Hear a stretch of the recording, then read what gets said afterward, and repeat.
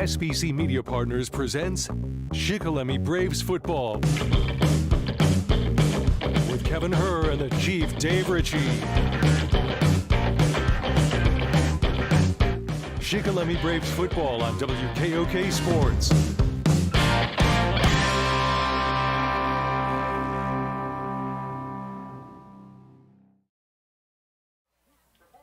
Hello and welcome to Mifflin County and more specifically Mitchell Field here in Lewistown. Kevin Herr along with the Chief Dave Ritchie as the sun sets here in Lewistown, here in central Pennsylvania. We're getting ready for football, and the Braves making their first appearance here in Mitchell Field since the 90s, the late 90s as a matter of fact.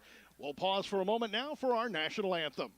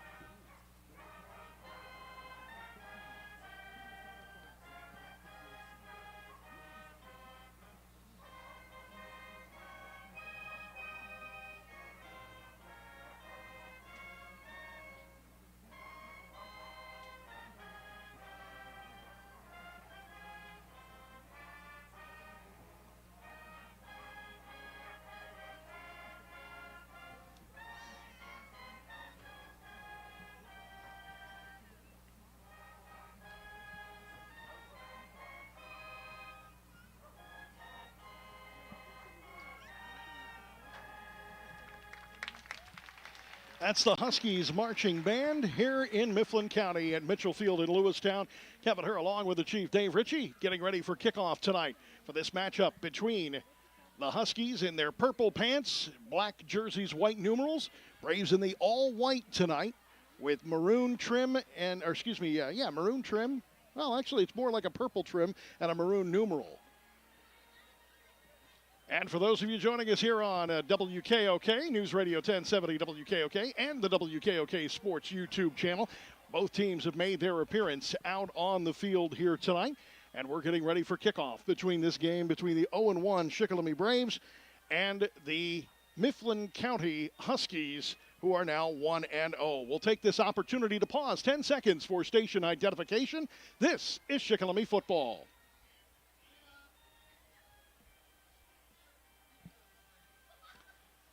Shikellamy Football on News Radio 10.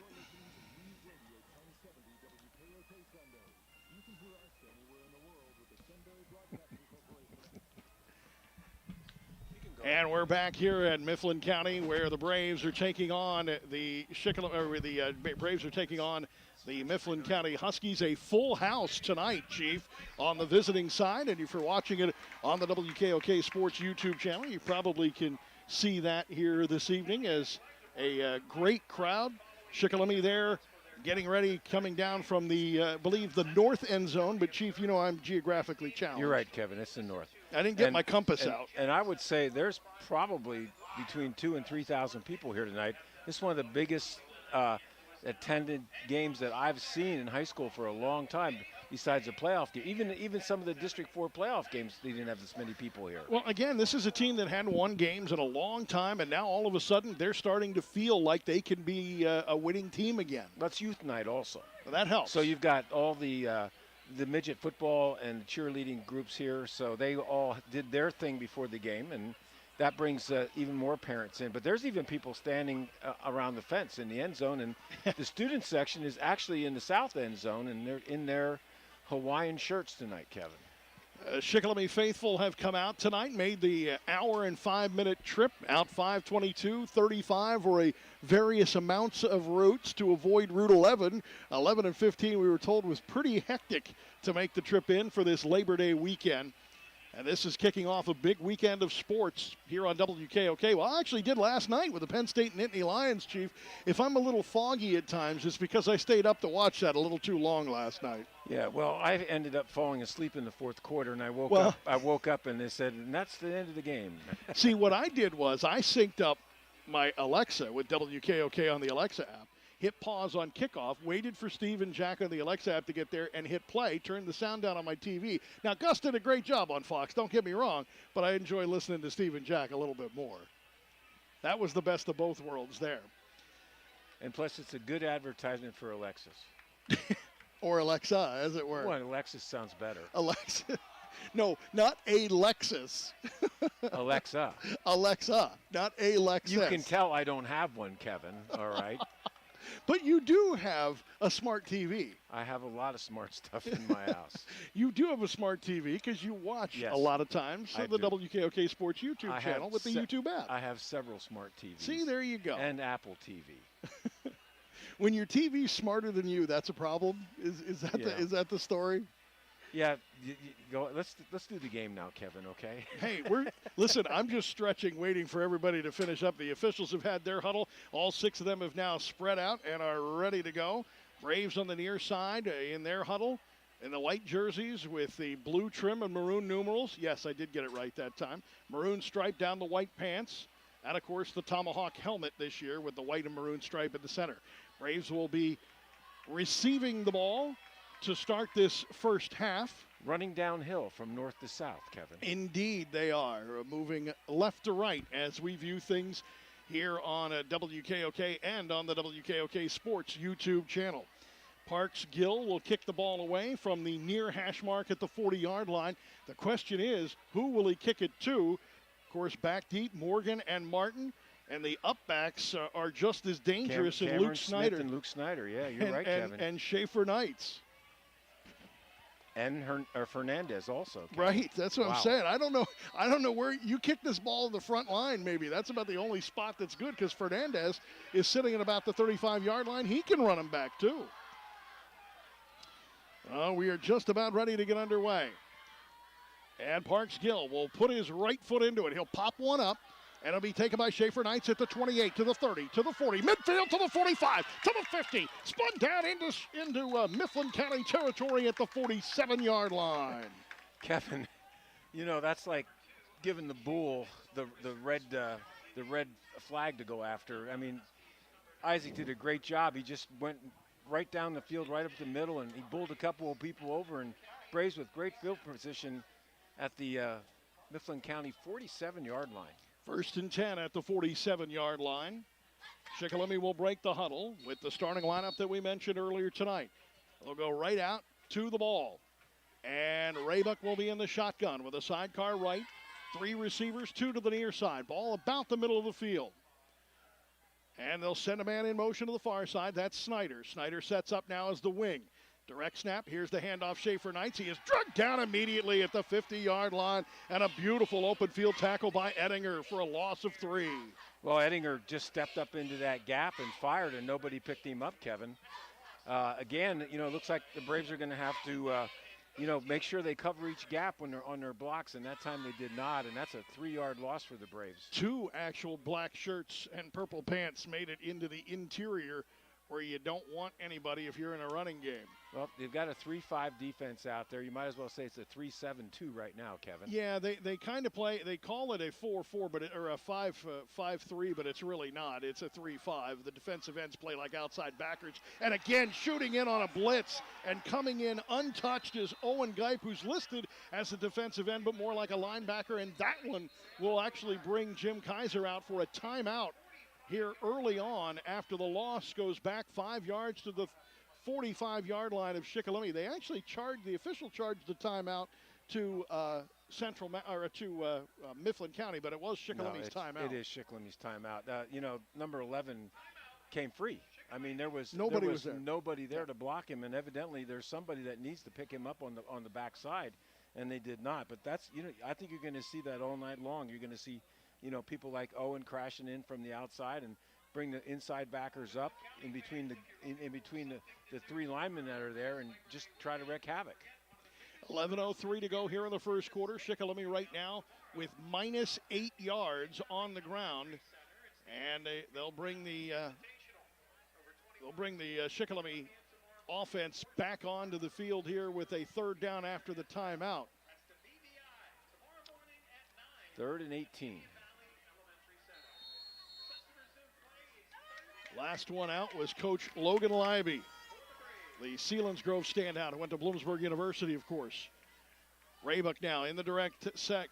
Goes to the outside after the play fake. Fires it, and it is knocked out of the sky by Avery Aron, the defensive tackle, who again came in, and that one could have been worse than just a knockdown. Yeah, he did a nice job of getting his hands up in the air as Brody rolled to his left, tried to turn his shoulders to throw that ball in the flat, and 44 got his hands up and knocked it down. Kevin, right now, the team from Mifflin County is playing what I would call with about a 200% enthusiasm. Reckless abandon. Reckless abandon, and the Braves are just kind of laying back. So yeah, they were not expecting that much traffic in the backfield. You know what it reminds me of? Jersey Shore's defense. Oh yeah, they're all over the place.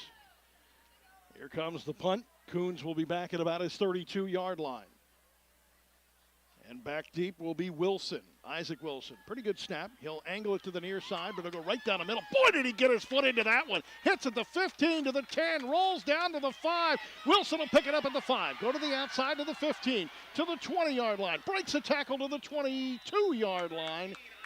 And will fall at the 22-yard line. Tackled there by Luke Snyder. Boy, what a punt. It was a great punt. He actually kicked it over Outkicked it. Yeah, and 53, Nick Bradigan got blocked from behind right in front of the official, and they did not call it, Kevin.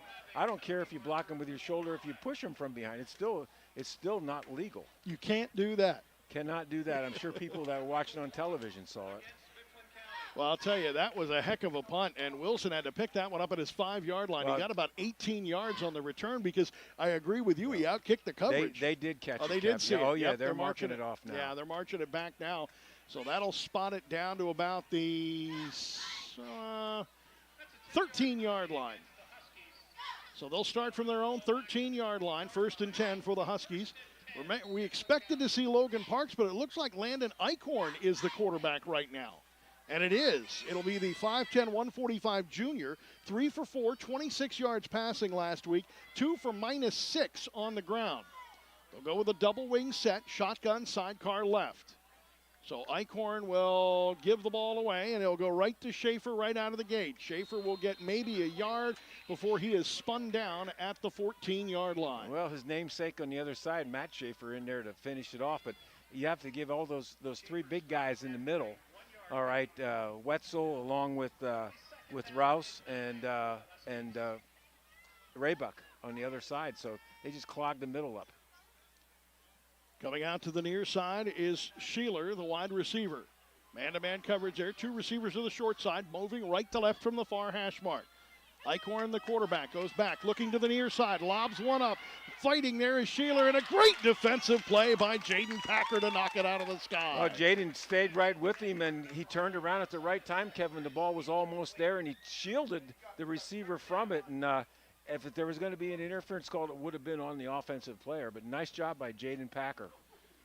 That'll bring up a 3rd down and 9 from the from the Mifflin County 14-yard line. I'm getting a week ahead. Central Mountain next week for the Braves on the road. You know, Kevin, we don't talk about Brody's brother Mason, who's the center, that much, but he's also the defensive left tackle. And those guys up front have been doing a good job so far. Shotgun sidecar right.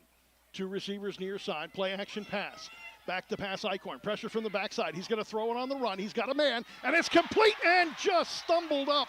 Otherwise, that would have been 6 for Parker Kearns. And Kearns takes it to the 49-yard line, and that will be a 35-yard pass play. That's Chase Morgan on the defense, and he got Chase kind of stumbled, trying to turn around and did not get a good look at it. What a nice catch, though, by the receiver from Mifflin County.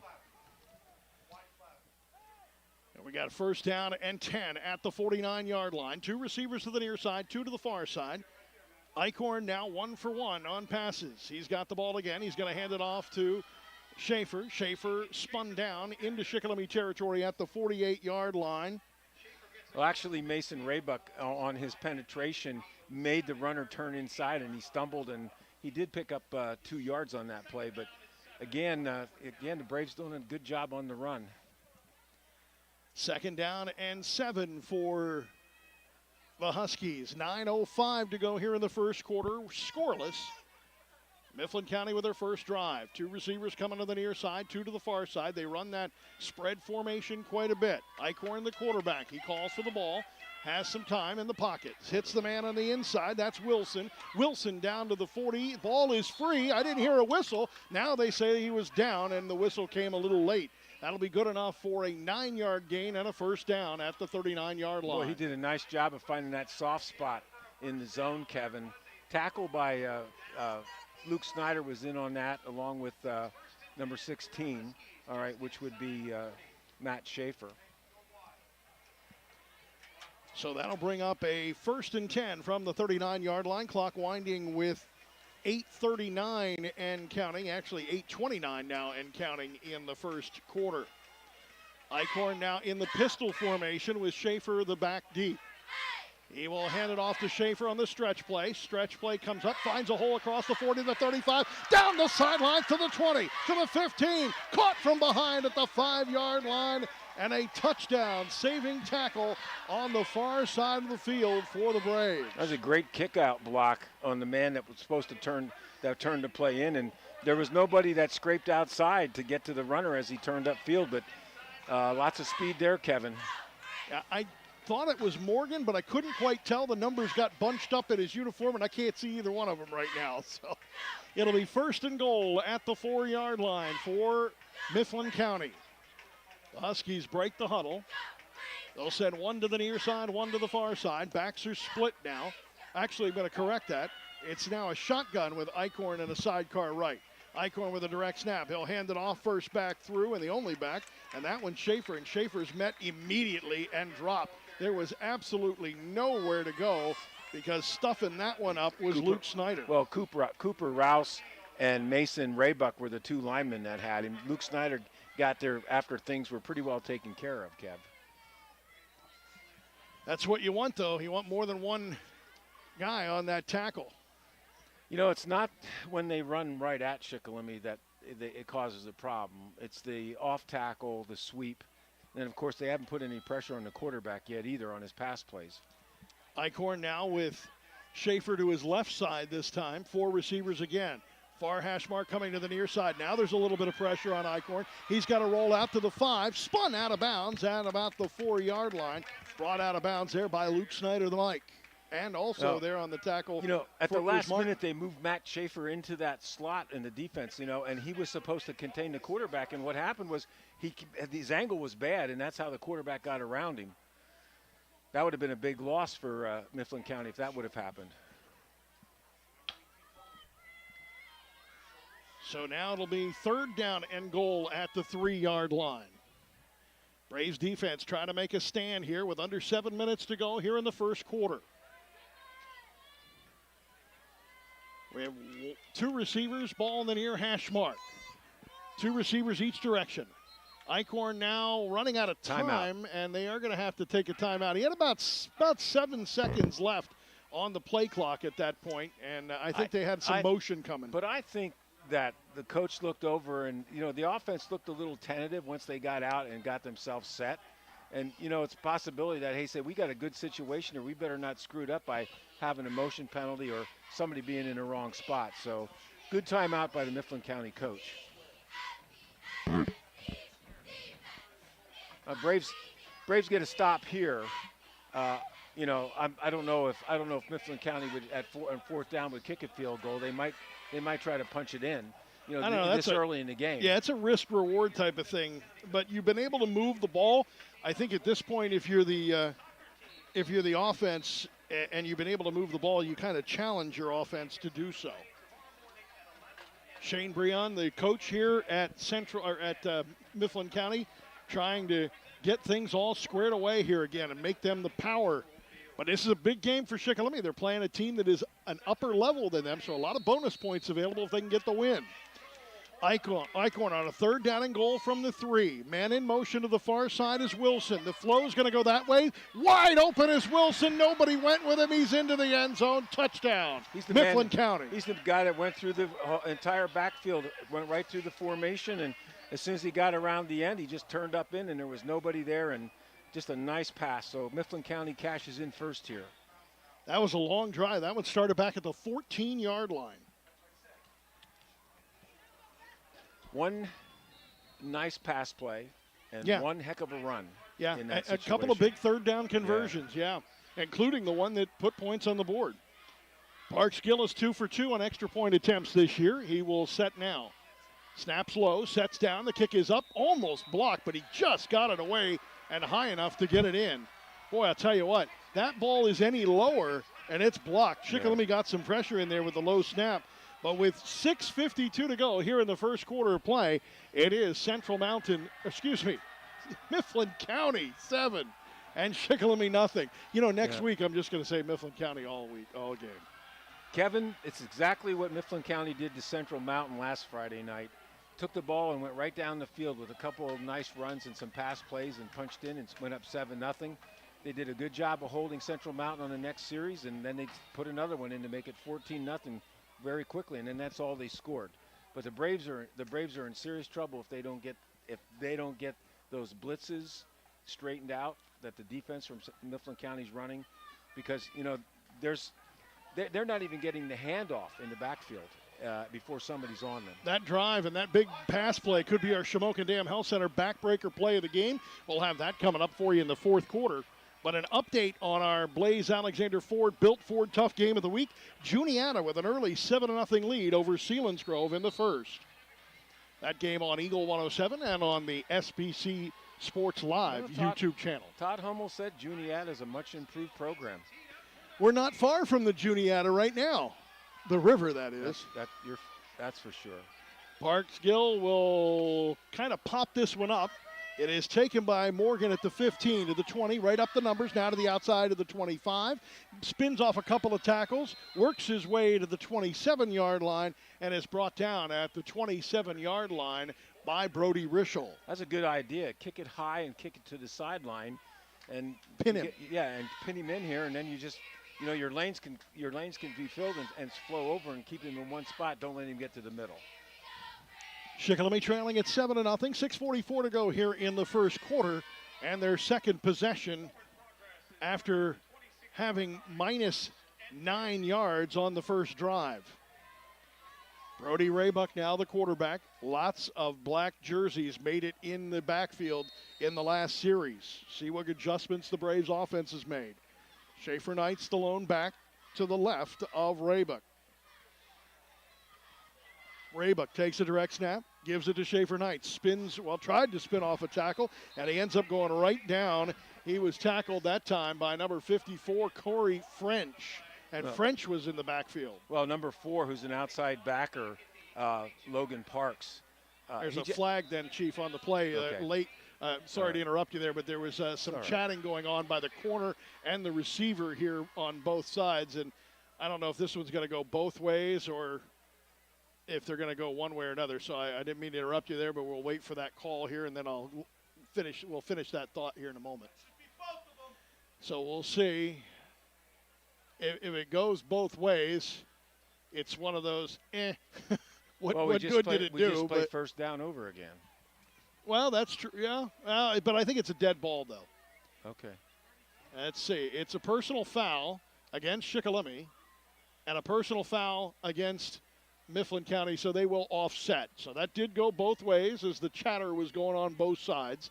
So it'll be 2nd down and 14 at the 23-yard line. Chief, I promise you I'll give you a chance to finish that thought. I forgot it, Kevin. Raybuck in the shotgun now with the sidecar right. Here comes the pressure. Picked up pretty well. Has time. Sets up. Fires down the middle. Intercepted right down the middle. And coming back the other way with it is Sheets. Lucas Sheets got hit after he crosses the 35 to the 32 and fumbled it away. And Shikellamy, I think, might have picked that one up. And they did. Martin was there, and it looks like that actually looks like it's Luke Snyder on the recovery. Luke Snyder got it. There was 3 Braves there, but Luke Snyder was the one who recovered that.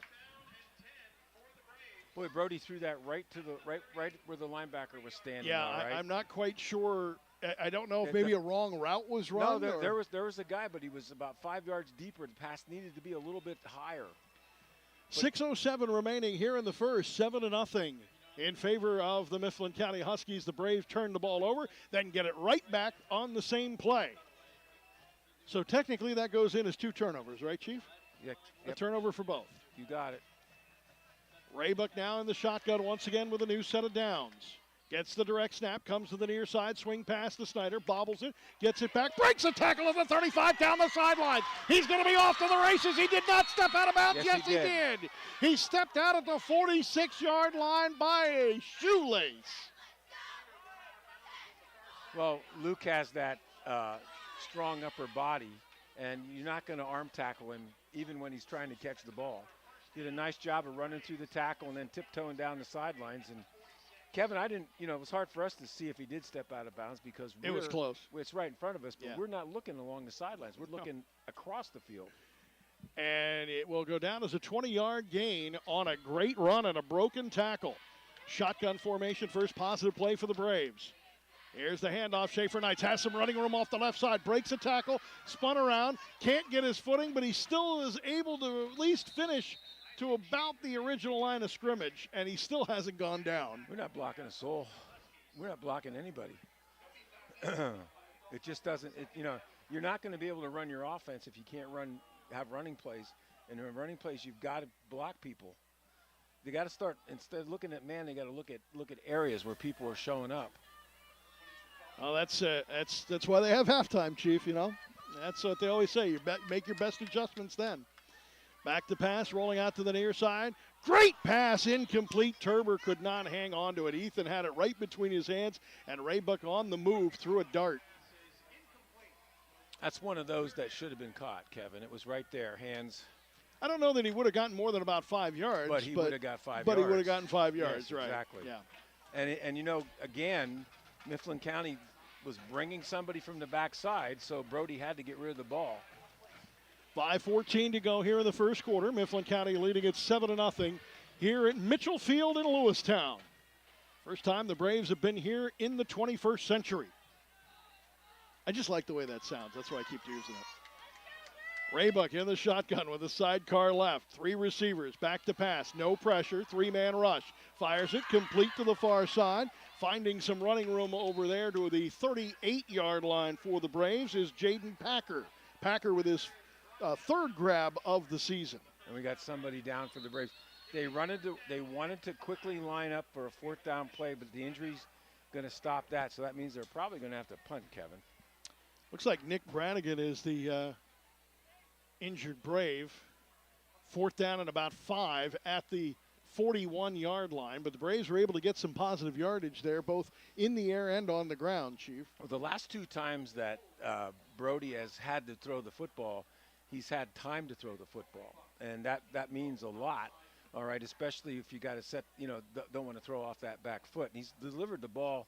They're bullets. You better have your hands open and ready for them. Shikellamy Braves football here on double. Actually, it is going to be Brannigan. It's 53, right? Yeah, that's Brannigan. That's Nick. Yeah. I was thinking it was 53, but I couldn't quite see the 3. Well, Nick and Nate, I think if you saw them with their helmets off, probably would look very much alike. It's not helpful that they wear numbers that are 53 and 54 either. Yeah. I'll tell you what, Kuntz had put his foot into one earlier and had about a 52-yard punt, but the Braves offense is going to stay on the field. They're going to go for it, Kev. Braves are going to bring in Osvaldo Baez. Ozzy's been in. He has been in for this series at that right tackle spot. This is his first time he's played football. They're going to put him at the guard spot now. Shotgun, back to pass. Raybuck swings out. It is complete. Complete to, that's going to be Luke Snyder. And Snyder breaks a tackle to the 10, to the 5. Touchdown, Shikellamy. Snyder got it after it looked like the defender was thinking pick 6, broke a tackle and went down the sidelines. Great concentration by Luke Snyder to catch that ball with somebody in front trying to intercept it. But it was a bullet. I think it got there quicker than the defender from Mifflin County knew. And then you're not going to bring Luke Snyder down. And Martin with a shoulder tackle. And Martin with a great downfield block to get that corner off balance so Luke could go right by him. Kuntz trying to go 3 for 3. Braves are short a player. Now they're going to bring one in. Plenty of time on the play clock. Still 17 to go. 4:45 remaining. Snap, set, kick, up. It is good. and we're tied at 7 with 4:45 remaining after the second touchdown pass of the season for Brody Raybuck, and the second touchdown catch of the year for Luke Snyder as well. That one will go down as a 45-yarder. Well, there's your patented Logan Libby, about 4 or 5 yards and out, okay? And sometimes you throw the ball 25 yards to get it 5 yards down the field, but very effective in that you have the defensive backs completely spread out, and if you do catch the ball and get by the defender that's with you, you're going to pick up yardage. And Luke Snyder made believers out of all of us on that one. That's twice now that Luke has broken tackles and taken off down the field. This time he didn't step out of bounds. This Kevin. time he didn't step All out right. of bounds. He had 2 really big plays in that drive. You're right. All tied up at 7 here at Mitchell Field in Lewistown. Kevin Herr along with the Chief Dave Ritchie. Thanks for joining us for Shikellamy football on News Radio 1070 WKOK and on the WKOK Sports Kevin, YouTube channel. Who caught the 5-yard pass on the opposite side on third down? I forget. Remember that's how they got to be 4th and 5. I forget who caught that. We forgot all about when it. when you and I put our memories together, we have a total of 3 to 5 seconds of I know. memory. It's great. Kuntz now with the kick. And the right-footed kicker will pop one up. And it is taken on the run by Wilson at the 20, to the 25, to the 30, down the sidelines to the 40, to the 45, and dropped at the 48-yard line. Kuntz actually makes the tackle. Yeah, Nick's a good downfield tackler, Kevin. He's the safety on the play, and that's exactly what they did at Central Mountain. It's a sideline return, and it's usually to the bench. Come up the middle and cut to the side. So you get out of the contain, and that kid's got some legs on him, Kevin. Well, Lots of speed. Yeah, we've seen Nick a couple of times make tackles because he wants to make the tackle. He doesn't want to be the kicker that's just the safety valve. He's not going to lay down in front of him either. He's going to tackle. Now a change at quarterback. Nope, it's going to be Eichhorn after all. With the pistol formation, Schaefer behind him. And it's going to go to Schaefer. Schaefer coming to the near side to the 50, to the 45. They're trying to strip the ball away. Gets to the 40 and an 11-yard gain for first down. Boy, did they clean out Shikellamy inside on that.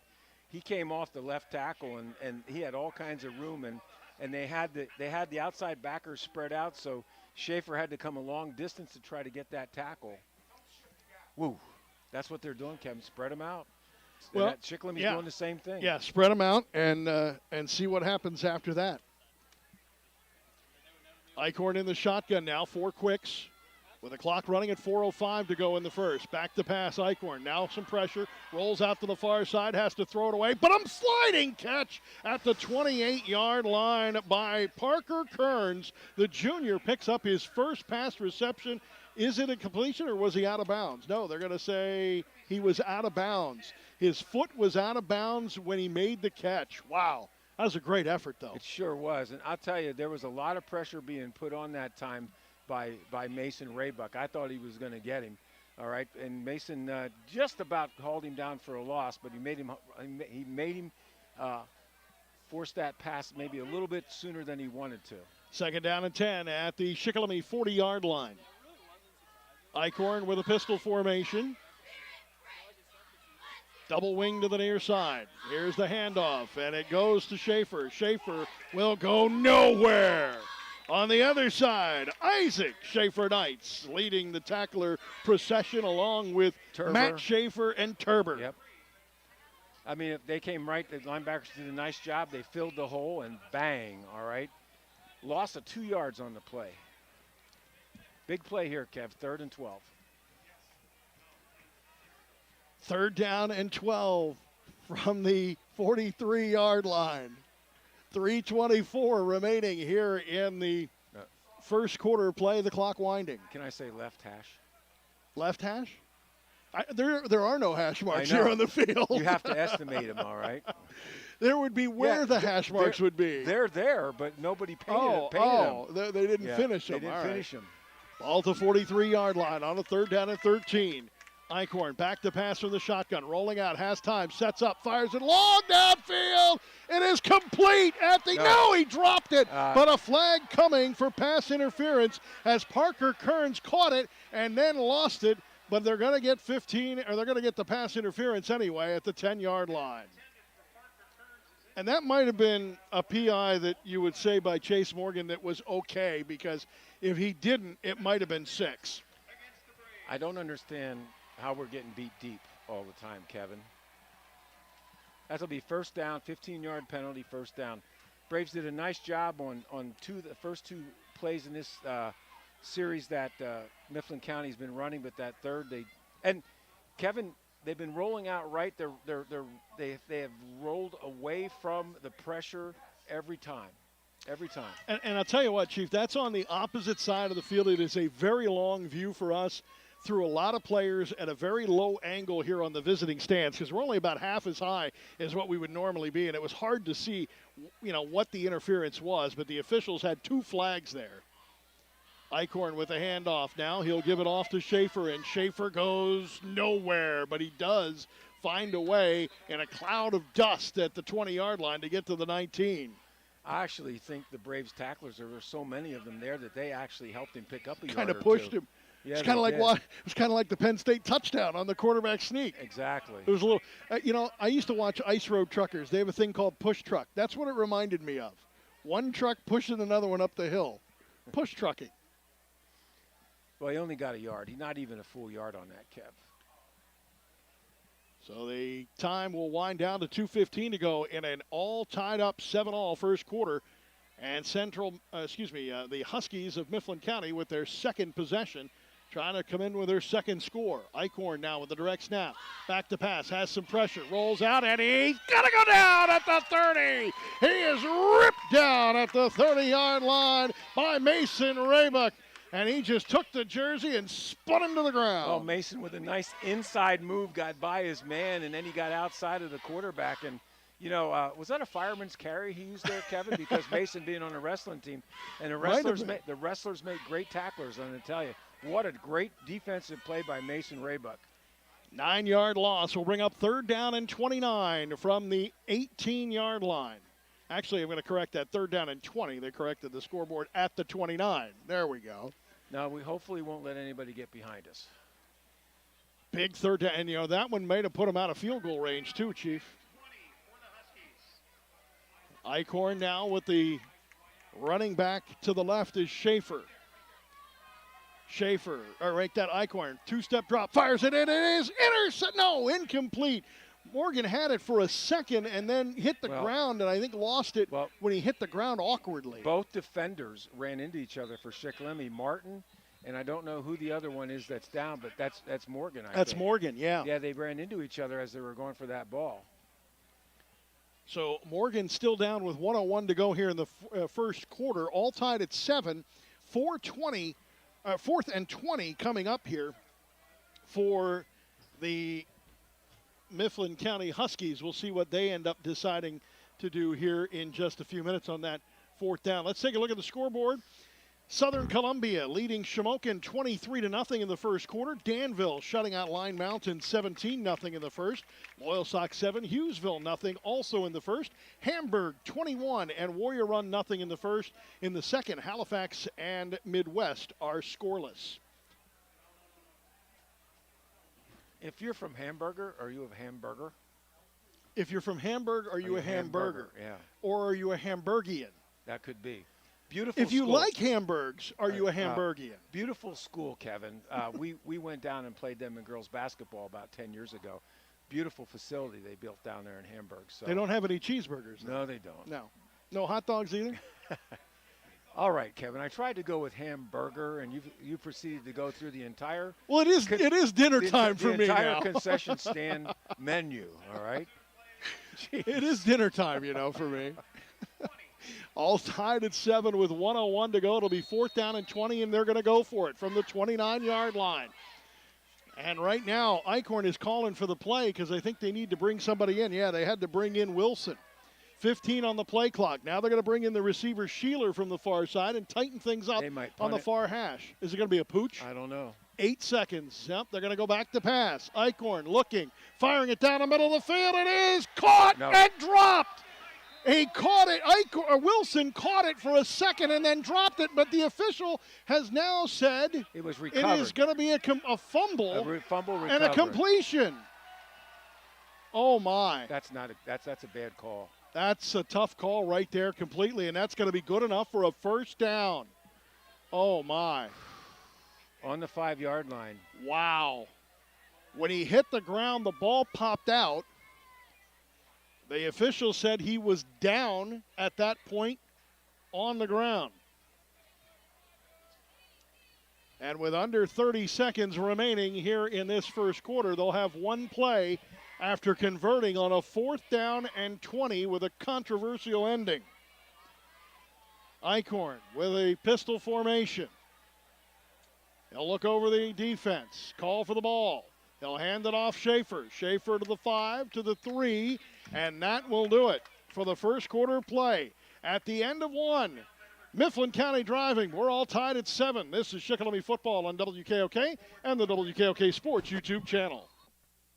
Mark and Troy here from Zimmerman Motors. Make This a Summer event is going on now, and we're celebrating with special pricing for everyone. We have our best new vehicle inventory of the year with more new arriving weekly, and they have been moving fast. Make This a Summer event is all about the freedom to travel anywhere you want and the most versatile brands in the world. We have the vehicle for any family adventure. So come in and see why people have been coming from all over the region to Zimmerman's Chrysler, Dodge, Jeep, Ram, and Sunbury and experience what we call the Zimmerman difference. Call 570-988-JEEP or visit us online at ZimmermanJeep.com.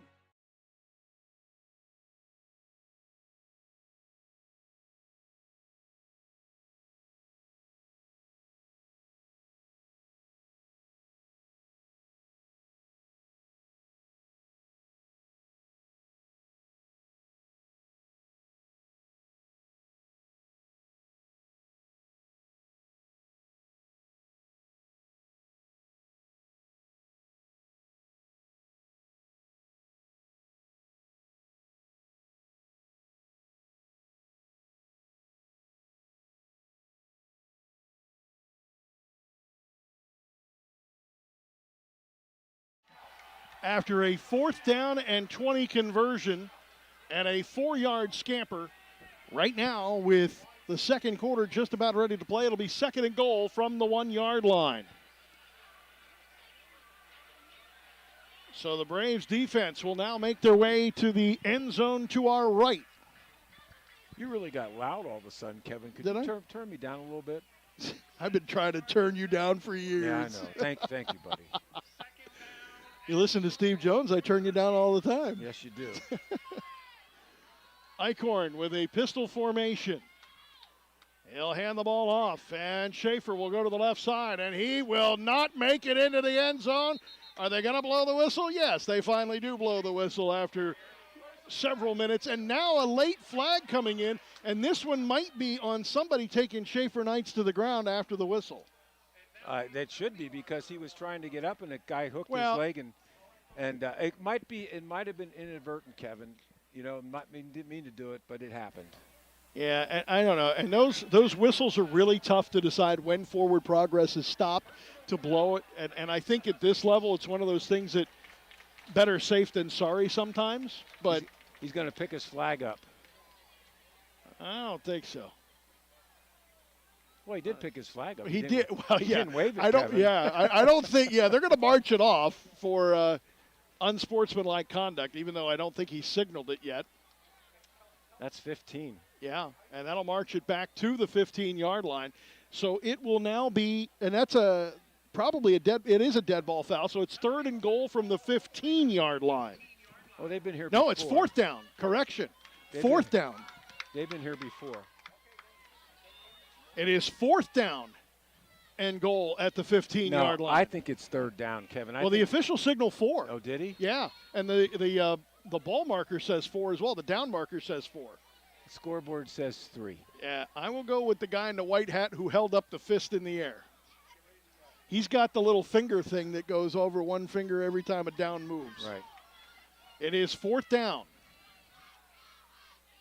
Shotgun, back to pass Eichhorn. Eichhorn swings it out, finds Schaefer at the 10. Schaefer to the 5. Schaefer to the 2, to the 1. No signal, still no signal.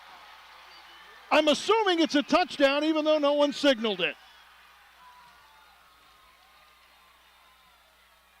He is into the end zone. So it'll go for 15 yards and a touchdown pass to Schaefer, who catches his first touchdown of the season. Nobody tackled him. I mean, no, you're right. 3 or 4 guys had a shot at him. It was a nice play. They cleared that area out for him to catch the ball, so somebody had to come up and make the tackle, and they did not. Parkskill ready to take the extra point. Snaps good, sets down. The kick is up. Line drive kick into the student section behind the goalpost is good. So with 11:18 to go here in the half, it is 14-7 in favor of Central Mountain after some big fourth down conversions. Yep. Kevin, the Braves have had their opportunity to stop that drive, all right? I mean, there were several times there was, like third down and a lot, and in this case, fourth down and goal, and they just didn't do it. So they will now, Central Mountain will take the lead for the second time tonight after the 15-yard reception by Schaefer. And just for the record, I'm still waiting for the – did I miss something? I didn't see a touchdown signal at all. I was waiting for the officials to signal touchdown, and I didn't see it. The official who called the ball down at the other end was also on the goal line, and he never put his hands up. And neither did the one on this side. Yeah, I kept looking to the sides. Those are usually the side judges who actually make the call in the end zone. I thought maybe for some reason he was down and didn't break the plane with the ball. That's why I was waiting as long as I was. But when they started celebrating, it looked like it was pretty convincing. So they kicked the extra point. I thought he was in. I did too. I really did. They tackled him into the end zone from my. Yeah, the only thing I thought was waiting for the signal was maybe he had a knee down early. I don't know. Well, Braves are down 7 again, and here comes Parkskill to kick the ball away, and he will kick a high one. It'll go to Morgan at the 13. Up the numbers to the 15, to the 20, to the 25. To the 30. Outside he goes to the 40. Here he goes. They're not going to get him. 30, 20, 15, 10, 5. Speed, thrills. Touchdown. Shikellamy, 85 on the return. Well, that'll certainly bring you down to earth if you're the Mifflin County defense right now or the offense. What a great job of cutting it outside, and then he just put the afterburners on, and he ran away from a guy that had an angle on him, Kevin, number 9. I said it once. I'll say it again. There's few in the state of Pennsylvania that are going to catch some of these guys. They are some of the fastest sprinters in the district and in the state, and that showed why you can't kick it deep against Shikellamy. You know, this time he had a chance. The kick was high and it was to the sideline, but this time he brought it into the middle. He had time to do it because the kickoff team for Mifflin County did not get. Oh, we just got a penalty. Yeah, Mifflin County just got an unsportsmanlike conduct penalty. Now they'll have the option whether they want to take it now and go for 2, or on the kickoff. So I think right now they're looking for the extra point. I would. Well, you have not spotted the ball yet, so they are still waiting for that to happen. Braves had too many players in there, but again, the ball was not spotted for play, so they're good to go. Now they're going to give them the option. Do you want it on the 2-point conversion? Yeah. They're going to take it on the kickoff. Yeah, that's a good idea. Give Nick a chance to tie this up here. 11:04 to go here in the second, and just that quick. It is a 1-point game, because Chase Morgan just took it not only to the end zone, but up the hill on the other side and on the way to Harrisburg. Here comes the snap, set, kick, up. It is blocked. Coming deep inside from the middle of the field is going to be Jaden King, and he'll block it to make it 14-13 Mifflin County. It was a good snap. It was a good placement. Just didn't do the job up front. I don't know what they do anymore in extra points, but I remember we used to turn inside and almost, put your helmet on the guy's knee. Yeah, I was going to say you turn to the right or left. And nobody's going to get through. But this guy came right up the middle, Kevin. I thought about that a couple of years ago, and it's been a few years since I played even in junior high, but when you turn, we always turned to the inside toward the snapper, toward the center. and you And you kind of put your helmet on his hip. Yeah, like you stayed said. sturdy. It was almost like making a wall. All Yeah. right? Interesting. That was my first varsity experience in 10th grade. That was my only experience.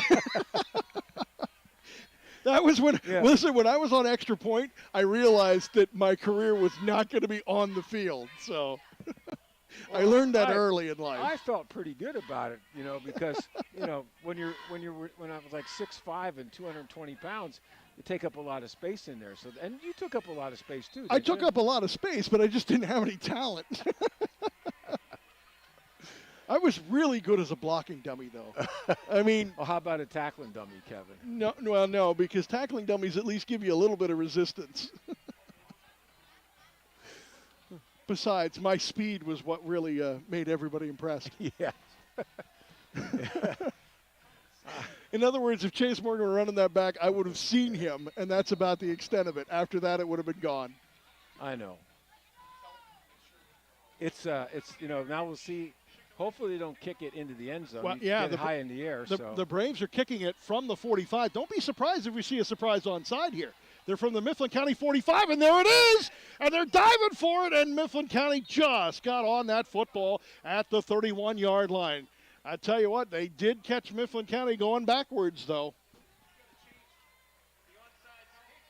That was a really good call when you're starting with the ball at the Mifflin County 45-yard line. And as you said, if he kicked it deep, it was coming to the 20.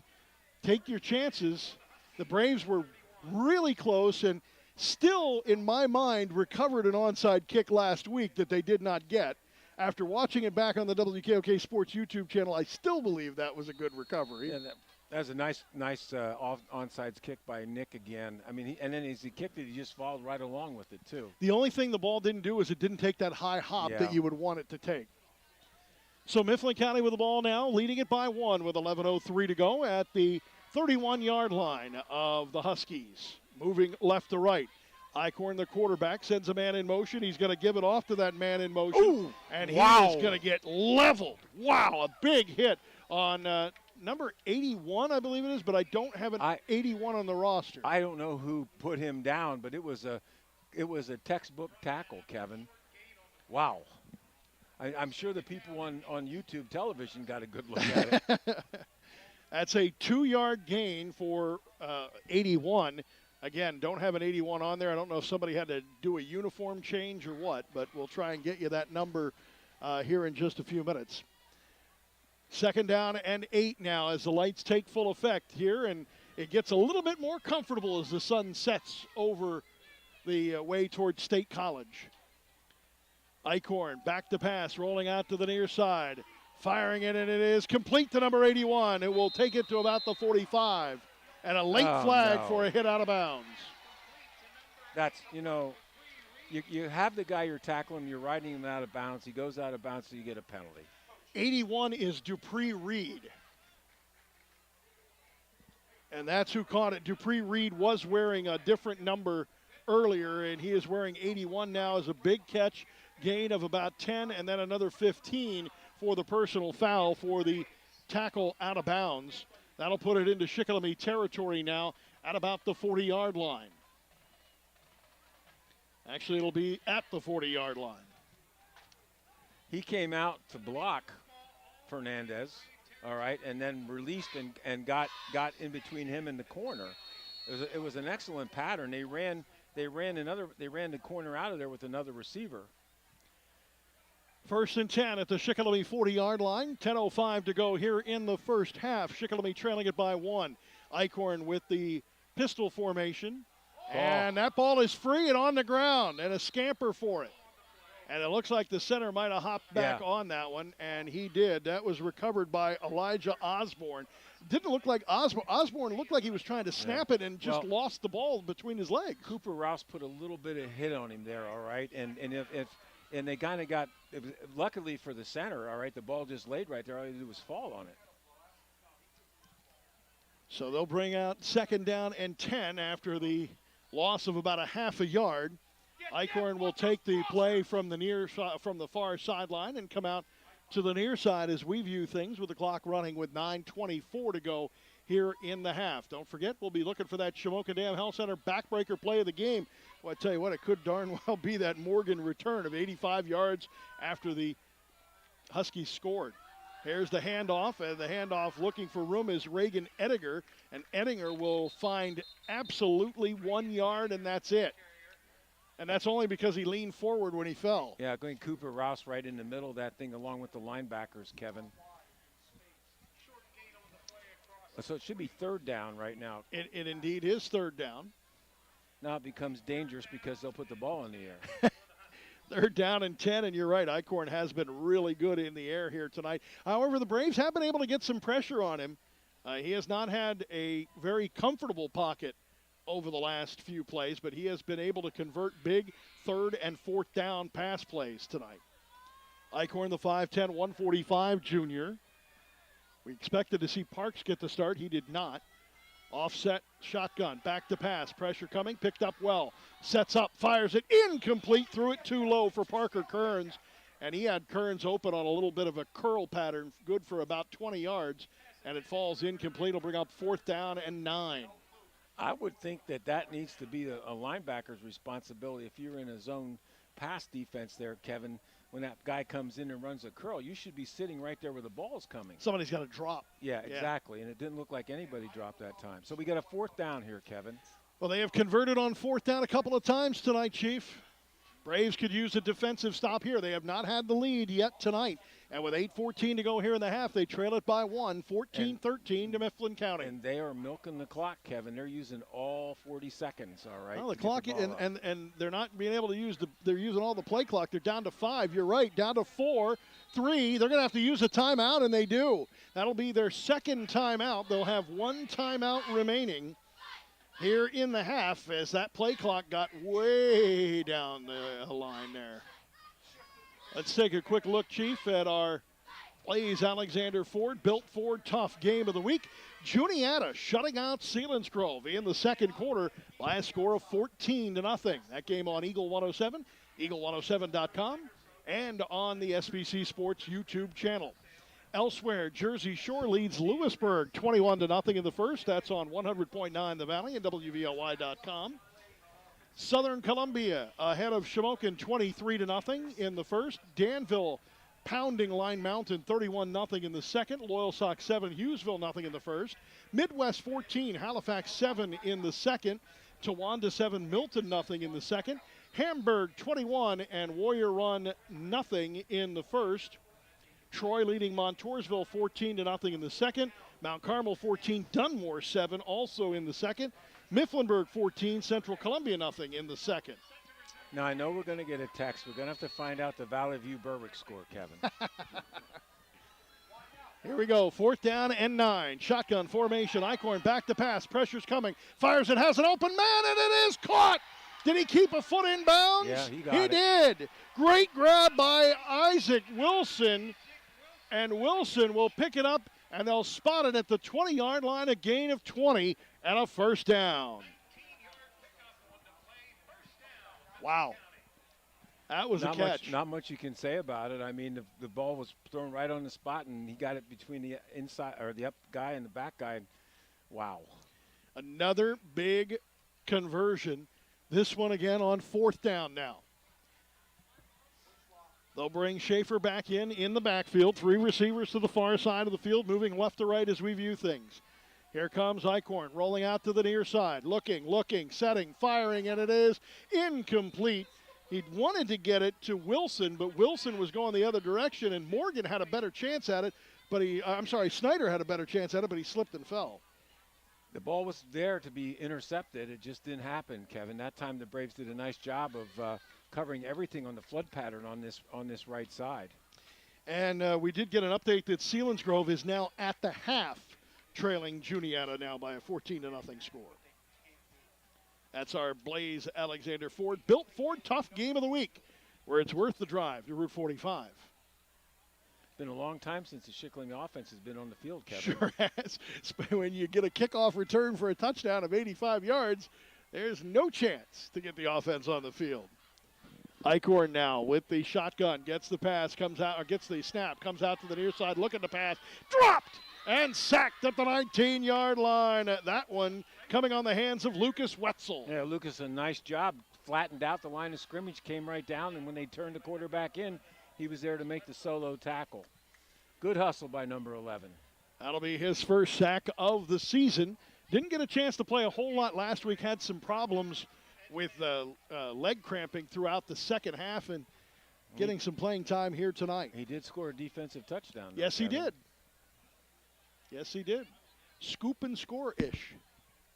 7 minutes remaining here in the half. 14-13.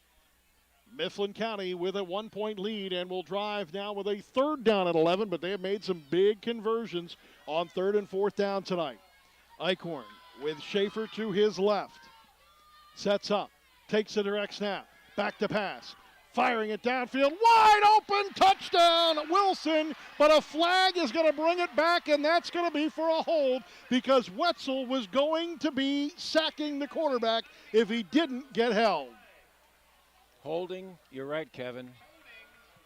Wetzel had a sack, lock, stock, and barrel, and didn't get the chance to complete it because he was tackled at the 27-yard line. Is that a spot foul or is it from the line of scrimmage? Spot Kevin? foul. So that's going to be in the backfield. Yes. That is an expensive one. Not only is it 6 points off the board, but it's going to make it third down, and yikes. I don't think it matters to Mifflin County. They really. converted on 4th and 20 earlier. Third down and 27. Ball spotted at the 37-yard line. Have to get to the 10-yard line to keep this drive going. Wow. And I'll tell you what, time of possession, if you look at that right now, it is so tilted in favor of the Huskies. It's not funny anymore. It's just kind of scary. Ball in the near hash mark, 3 receivers to that near side. Shotgun, back to pass. Eichhorn looking to the near side, then goes to the far side. Man-to-man coverage, Morgan there, got it! Oh, he dropped it! He had it for a second, it bounced off his chest pad, and Morgan couldn't hang on. It falls incomplete. It'll be fourth down and long. Again, good defense by Chase back there. I'll tell you, Kevin, some of our guys on the rush, you know, it seems like they're falling down at times. It looks like they're being pulled down. So, are you saying they're not falling down? They're getting some assistance? It's called holding. Yeah. I think I know where you're going with that. But that probably happens on the other side, too, with the Mifflin County linemen as they rush our passer. Well, I do not see a punter out there. No, they're not going to punt. So it's fourth down and 27 at the 37-yard line. This ball has to go down to the 10. Talk about gutsy calls. Oh, this kid can throw the ball, Kevin. I mean, he lays it out there on the money. Well, Coach Breon's been successful on fourth down earlier tonight. 2 receivers to the far side. Back to pass. Firing it in the middle. Incomplete. Tip. Caught, by the receiver. And Wilson caught it short of the first down, though. It was tipped right off of the hands of a Shikellamy defender. And it looked like that defender was 64, which I think is Turber tonight. He's the linebacker. So the Braves get a turnover on downs and stop the Mifflin County drive with a little help from a few penalties. So with 6:18 to go, 2 timeouts, and trailing it by 1, the Braves offense takes over at their own 16-yard line. Like I said, it's been a long time since we've seen Brody Raybuck under center or back in the shotgun position. Well, Brody should be well rested. I mean, the Braves have a lot of players go play them both ways, so you can't say that for the entire offense. But Brody should be well rested at this point. Man-to-man coverage, far side of the field on Wetzel. 2 receivers to the near side. Man in motion to the far side now. And that's Fernandez. Back to pass. Firing it to Fernandez. It's caught at the 20. Spins out of a tackle, goes backwards to the 19. And that's where he'll fall short, a gain of about 4 on a quick hitter to Fernandez. And again, he was the man that motioned through the formation. And instead of doing an out, he kind of did a little curl in the end to catch that ball. He was the man in motion. Yes. Clock winding with 5:50 to go here in the half. Braves down by 1. Second down after the gain of 4. It'll be second down and 6. Raybuck now in the shotgun. Sidecar to the right. Looks over the defense. Play fake. Quick slant, a quick shot to Fernandez. Fernandez makes a man miss to the 25-yard line. He will be very close to a first down, maybe a gain of 4 and short by 2 yards now as they get some high percentage passes now for Raybuck. Does this look familiar in the offensive scheme, Yes, Chief? it does, Kevin. We watched it for 4 years again with Selinsgrove. We sure did, Kevin. All those quick hitters that the current offensive coordinator, or at least co-coordinator at Shikellamy, is now put into play here. And Raybuck will keep it by himself. He's to the 30-yard line. Still going. They pick him up, and they're carrying him. Luke Snyder will carry him down past the 30 to the 33. And they're waiting for him to blow the whistle, and they have still not really technically blown the whistle. Well, and Mifflin County came out of there with the ball. It is a first down for Shikellamy on the gain of 5. What is the mentality when you have that people are just all there in one spot? You just blow it dead. Listen, when there's no forward progress, it has to be a quick whistle. And we just haven't seen that a lot here tonight. And again, I understand the officials. There's a lot of new officials coming in. It's a great learning experience. When the plays stop, blow the whistle, play it safe. Of course, you don't want to do that if he's going to break the tackle and run for a touchdown, but sometimes it's better safe than sorry and take the odds, Raybuck in the pistol formation. Sidecar to the right. Raybuck hands it off. And this one will be the give to Snyder, and Snyder spun down at the 35. It'll be a gain of 2. Clock winding with 4:10 remaining here in the half. Shikellamy trailing at 14-13 to Mifflin County with a second down and 8 at the 35 coming. I believe they've given Isaac Schaefer Knights this series off, Kevin, because of all the defense he was doing. I was going to say, he's one of those guys playing both ways and running an awful lot. Raybuck now is in the pistol, or shotgun rather. Sidecar left, 3 receivers. Play fake, rolls out to the near side. Swing pass, can't quite get it to Wetzel. And that one falls incomplete. Wetzel was trying to turn it up at the same time and just lost his footing. Clock will be stopped now on the third down and 8 at the 35 with 3:42 to go here in the first half in what has been a very entertaining game here at Mitchell Field in Lewistown. Huskies 1-0, the Braves 0-1, inches from winning and being 1-0 for the first time since 2017 a week ago. Raybuck gets the direct snap, looking, firing it to the near side, incomplete. He threw it maybe a half an inch behind Miguel Pagan, and he couldn't quite hang on. Got to catch him. You just got to catch it, Kevin. That was a catchable ball. That'll bring up 4th down and decision time for the Braves offense. Well, you got to punt it, Kevin. I don't doubt it. I just didn't want to guess. I want to assume. 3:38 remaining here in the first half. 14-13 in favor of Mifflin County, but the ever-dangerous Isaac Wilson back deep, and a flag, as I believe we're going to have too many players in the huddle, so illegal participation against Shikellamy will march it 5 yards further back, so this will be at the 30-yard line.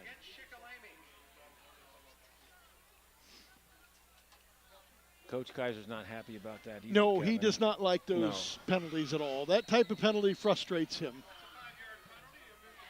So Coons, who had a 50-yarder earlier tonight, will have another opportunity to try and kick it over Isaac Wilson's head, although Wilson had a pretty decent return afterwards. Schaefer Knight's one of the protectors now. High snap, controlled. Good timing. And another great one by Coons. Puts Wilson back to the 33, to the 35, to the 40, to the 45, 50. Out-kick to coverage, and he's running down the sidelines inside the 30. And Coons with another touchdown saving tackle at the 27-yard line. They go to the home side. They go to their bench every time on their returns. Are you seeing a tendency? Yeah, I'm seeing a tendency. I'm also a little perturbed. I agree with you. They have run it to the it to the home side every time. Mifflin County gets the ball on the Shikellamy 25-yard line with 3:22 to go. Well, they did this last week against Central Mountain. They had a lot of short fields and struggled a little bit trying to convert on those short fields. Scored 14 a week ago and won at 14-7. Right now they're leading at 14-13 with 3:22 to go here in the first half. with Schaefer to the right. Eichhorn is in the shotgun, rolls out to the near side, has pressure, fires it. It is complete to the 15, down to the 11-yard line as Parker Kearns picks up another one. Their kids catch the ball, Kevin. Well, I'll tell you what, there's some good passing going on today. That'll be a gain of 12 and a first down to the 11-yard line. Braves were able to shut them down inside the red zone. Actually, the Braves have been really good in the red zone this year, Chief, in the early part of this season. That's because they're getting a lot of practice in there, Kevin. They've been Too there much. They've been there quite a bit. Yeah, that's a good point. Yeah, you have to give them credit, Kevin. Defense gets the ball, they're inside their 20-yard line. It's tough. So we have a shotgun again by Eichhorn. Sidecar to the right is Schaefer. Sends a man in motion. That's going to be Reed. Reed in the slot now makes a trip to the wide side of the field. Looking to the wide side of the field, now to the end zone. Now he's going to have to go and dump it off to the outside relief man, and it's Schaefer who catches it for a touchdown. Schaefer was the safety valve, and the safety valve was well used.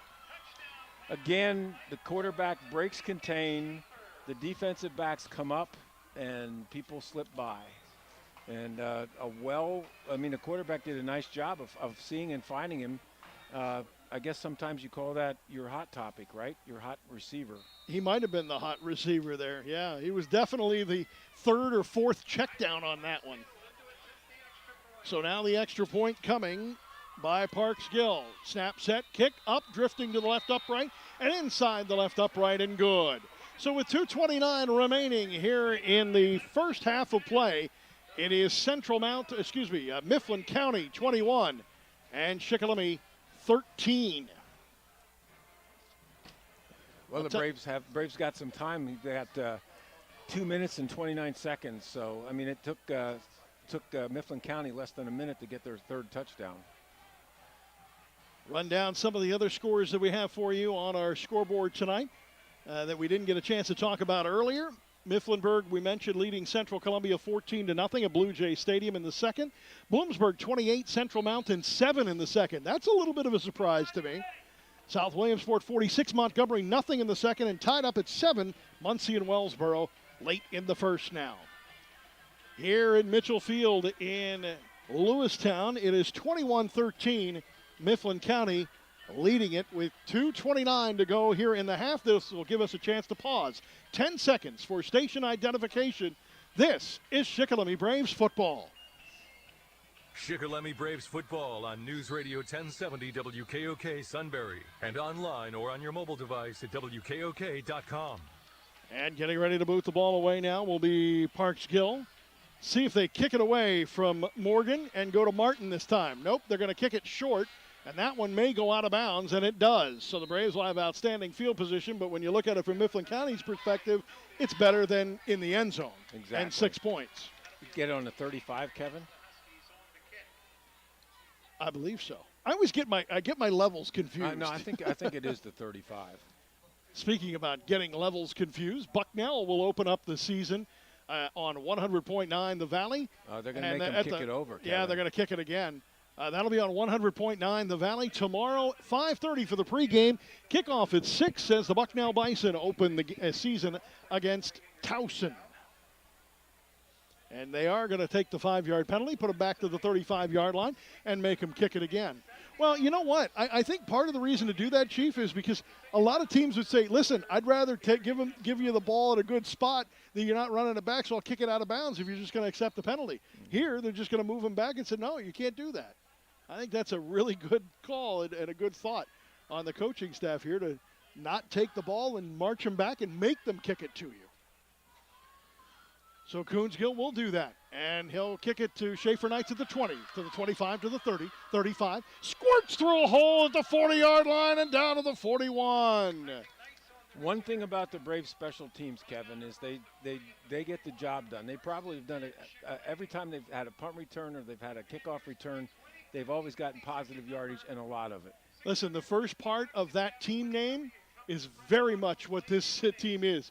Special. Yeah, they are very special right now because you can count on that being a good return almost every time. I don't think the Braves have started with a return outside the 30-yard line this year.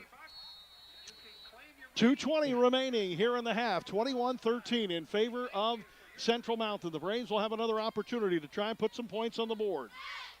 Brody Raybuck now in at quarterback. Schaefer Knights, the running back to his left, and behind him just a whisker and a semi-pistol.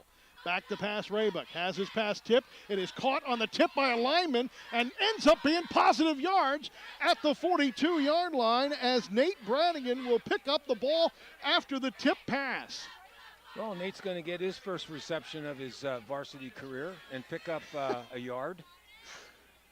Oh, maybe we're looking at a tight end position for him down the road. I don't think so. You don't think Kevin, so? no. All right. Well, maybe he could put in a word for it.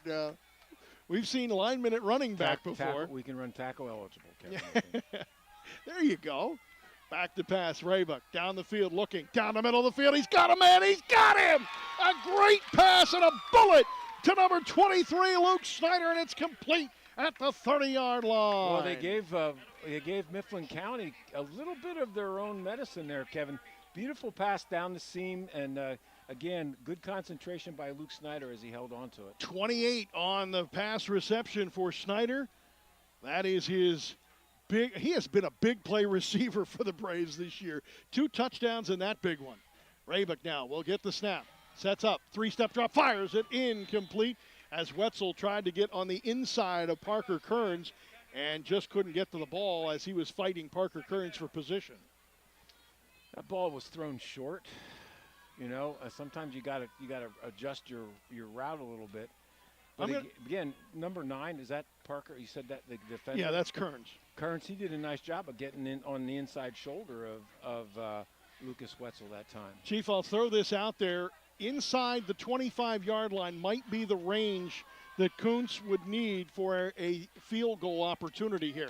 Remember, the Braves will be kicking the ball away to start the second half. Raybuck now will take the snap. Good time blitz, picked up well, fires it in. It is in through the hands of Luke Snyder. He had nothing but the green grass of the end zone. But that ball couldn't have been. It could have been thrown just a little bit shorter, but not much. Just perfect throw by Brody Raybuck. A bit long. And again, Luke did everything he did. He stretched out for it and it came off his fingertips. And we got a penalty holding against the Braves. Would have come back anyway. At the 30-yard line, that'll march it back to the 41-yard line. We'll bring up a second down and 21 rather, at the 41-yard line with 1:08 to go here at Mitchell Field with a half moon out tonight. The last several times that Brody's got a 5-step drop, he's had time to throw the ball, Kevin.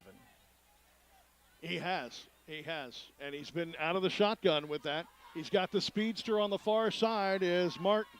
Back to pass, Raybuck comes to the near side and coming inside just a little bit too far that time for the Braves. That was actually Packer there, Jaden Packer.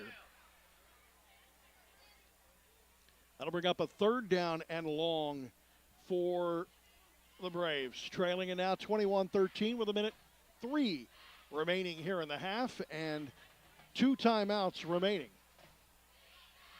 This might be no man's land, Chief. If they get about another 5 yards, I think they may have to go for it. Well, I certainly don't want to give Mifflin County the ball. Oh, there's a penalty. Yep, that's going to be 5 yards further back, so that's going to make this a little bit tougher. That's going to be a procedure penalty against the Braves. It'll mark it back to the 35-yard line. And that'll bring up a third down and 26 from the 46-yard line of the Huskies. Great crowd on hand tonight after the first win in a long time here for Mifflin County. And Mifflin County will use their final timeout on this third down and 26 coming up. They have a great crowd on hand tonight, a wonderful student section that is in the end zone. If you're familiar with the Silver Bowl in Mount Carmel, very reminiscent of that with the student section in the end zone behind the goalpost. Good job, Kevin. Good explanation. I tried to paint the picture as best I can. Except the press box on the visitor side at Mount Carmel isn't quite as nice as this one. And the press box on the home side is a lot better than this. It's a lot bigger. It's a lot bigger. Hey, there is another radio station here. Yes, there is a Lewistown radio station that does cover Mifflin County. But we appreciate you tuning in tonight on News Radio 1070 WKOK and on the WKOK Sports YouTube channel. Remember, you can watch these games afterwards as well. You can watch them live. And if you have the YouTube app on your smart TV, make sure you subscribe to WKOK Sports, and then you'll easily be able to find it without having to do that weird little search thing on your remote control that makes me feel like I'm texting in the 90s again. Minute 3 remaining here in this one. 3rd down and 26 at the 46-yard line. Shikellamy moving right to left. Raybuck now, and a whistle again. I have no idea what this one's about. It looks like it might be an equipment issue. It looks like Martin may have had a snap on his helmet come off. And for safety reasons, the official will ask him. Either that or he didn't have his mouthpiece in, one of the two, and the official said, nope, you got to put that in. That might have been the case, the way it looks, actually. Raybuck now in the shotgun. Almost draws Mifflin County off, and that was really close. And Coach Tizer wants a timeout now with 7 seconds to go. Boy, they were inches from drawing Central Mountain off on that one. He was really close to being in the neutral zone. Do you think that was planned? A hard count? I think that's exactly what it was. I mean, with a timeout extra remaining now, it makes worth a shot. It makes perfect sense now that we see what's going on. So, well, you get a chance to see too exactly what they may be doing in coverage as well, or what they're doing up front with the line. That also. It didn't look like they were bringing anybody. It did. No, it didn't look like they were bringing a whole lot of coverage. And they shouldn't. Or a they whole lot of pressure. Probably should put as many people back there to defend the pass as possible. Hamburg leading Warrior Run 48-7 now in the second. Midwest 20, Halifax 7. That game now at the half. It is Towanda 7, Milton nothing. That game at the half as well after a big win from Milton last week. Is that at Milton or is it at Towanda? That one is at Towanda. Oh, wow, that's a drive. Nice field. Oh, that is a field that the community uses as well. Yep. That's always open for people to walk the track and everything. In motion, the tight end goes to the far side. And that's going to be Wetzel. Back to pass now. And running it all the way is Raybuck. Raybuck to the 40. Puts his head down to the 35. And he's down to the 35, and the clock will wind as Mifflin County cannot call a timeout.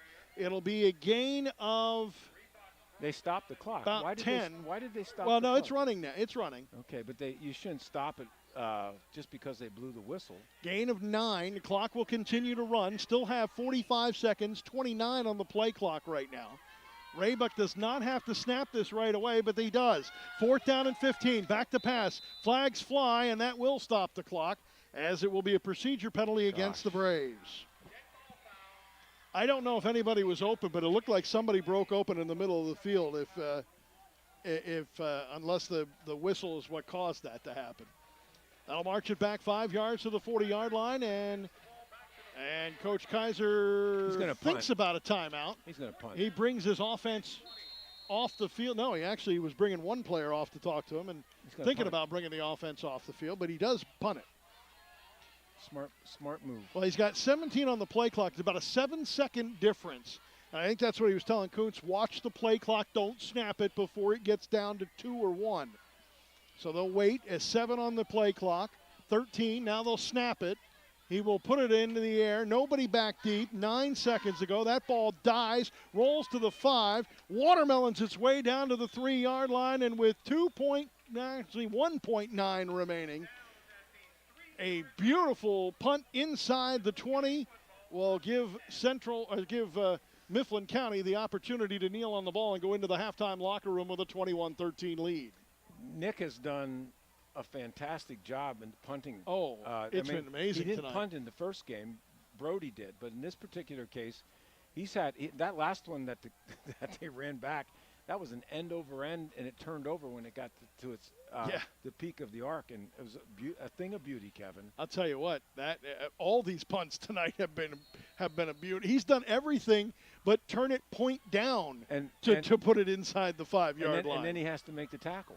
He's got and two, he's got two tackles. He's got 2 unassisted tackles tonight. Yes, and they're good ones. Yes, they are. They're not land in front or anything. Hey, they're not going to take a knee here. In the end zone with the football is going to be Eichhorn. Eichhorn will swing it out and complete it to the 20-yard line. And the Braves will make the tackle there at the 20-yard line to Deacon Schaefer. And at the end of the first half of play, it is Mifflin County 21, Shikellamy 13. This is Shikellamy Braves football on News Radio 1070 WKOK and on the WKOK Sports YouTube channel. With all the great vehicles out there to drive, Lyle's not always going to be in a Bronco. But when he does want a Bronco, he knows to go to blazealexander.com. With over 20 locations across Pennsylvania and thousands of cars to choose from, blazealexander.com is your one place to shop for both sales and service. So let Lyle help you fetch your next vehicle, only at blazealexander.com. Now that I'm buying my first home, the folks at Nori Bank have been incredibly helpful. Anytime I have questions, I've got Brenda. She's just a phone call away. When it comes to my retirement planning, I've got Jarrett. I'm ready to open a savings account for my grandson. And I've got Tim. I've got Robin. I've got Rose. For all of my banking needs, I've got Nori Bank. The right people, the right solutions, the right bank. The Northumberland National Bank. Member FDIC and equal housing lender. Your local butcher shop is Northumberland's own Mertz Meats. With their famous homemade smoked bologna, Mertz Meats is a cut above the rest. Find the best in hamburgers and hot dogs, scrapple, hams, smoked cheese, and the perfect cut of steak. Oh, and the bacon. Don't ever forget about the bacon. Simply put, great people with great food. That's Mertz Meats. You can't beat our meat at Mertz's Meats. Mertz Meats, Route 147, Susquehanna Trail, Northumberland. Platinum Central PA is open its 6th location in Hershey, Pennsylvania. Come see us in Carlisle, Mechanicsburg, Harrisburg, Lancaster, Selinsgrove, and now Hershey, PA. Take a test drive and be automatically registered to win a brand new 2022 Mitsubishi Mirage, or visit creditpa.com today and apply for credit. Come on, Central Pennsylvania, you already know. Platinum, baby. We get you done.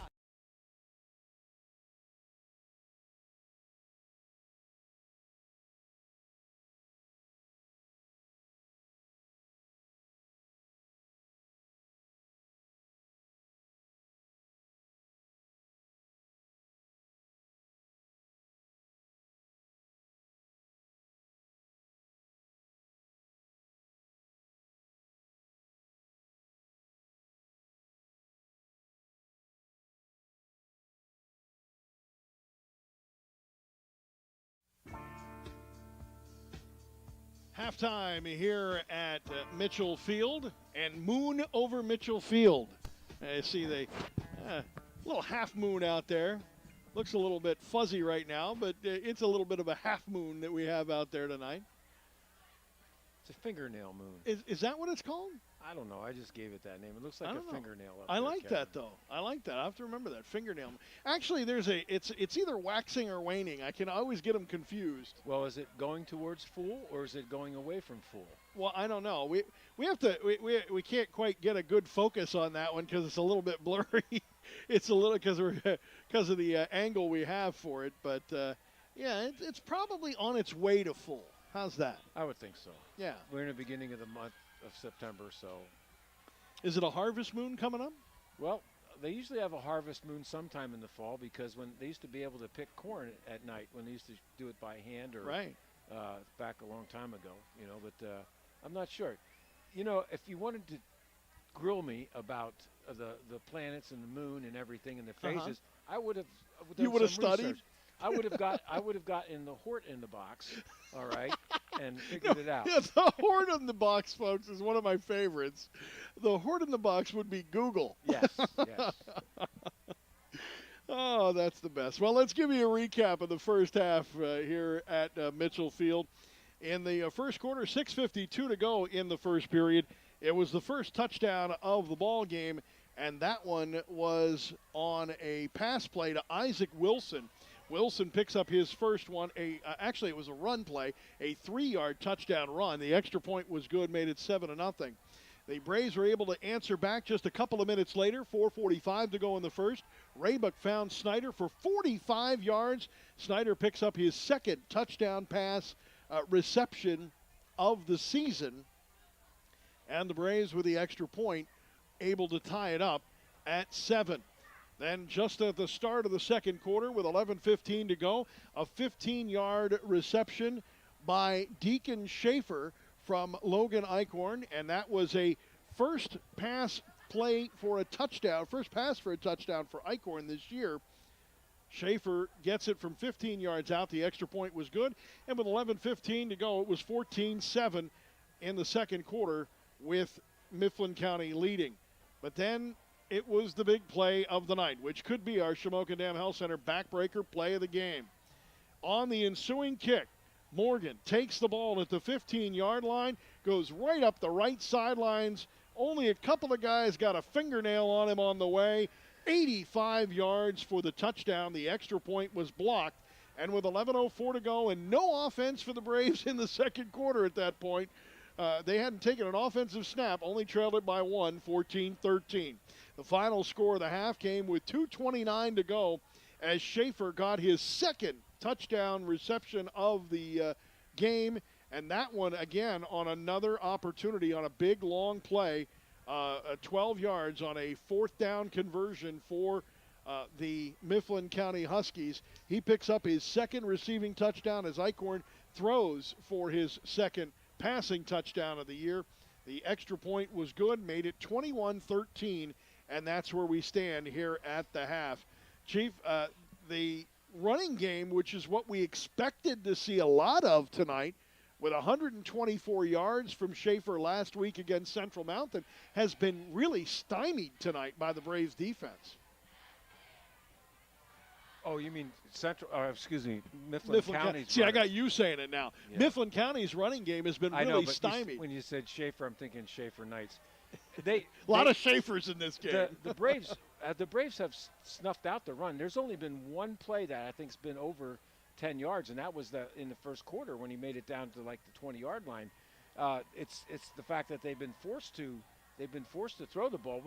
And listen, they've done an excellent job of getting the people in open spots and just sometimes turning the defenders of Shikellamy around in circles, and it's just been a great job by the quarterback from Mifflin County. Yeah, and he's thrown some really good passes tonight. Actually, at times, both quarterbacks have looked really good.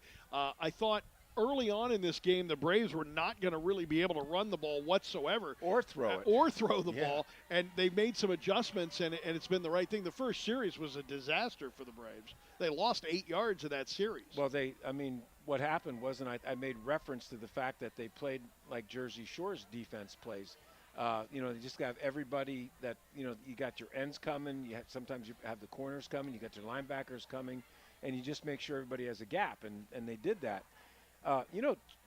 The defensive line for Mifflin County, these kids are lean and mean, like Frank Broyles, like that Arkansas, okay? They're not, they're not just huge kids out there. They're quick, and they're able to do a great job of getting around our blockers. So it's been, I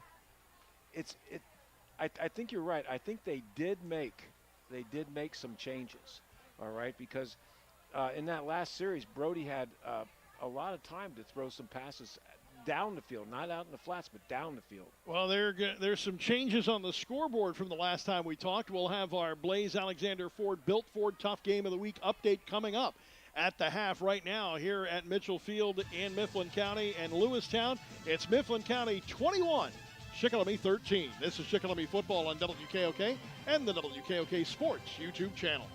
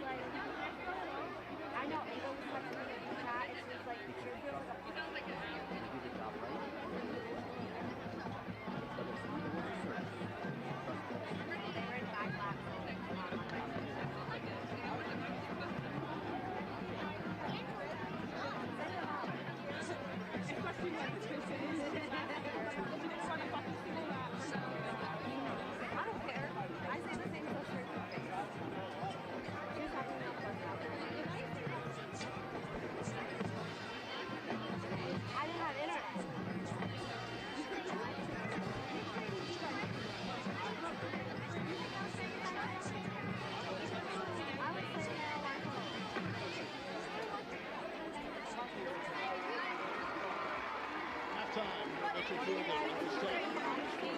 21-13 in favor of the Huskies.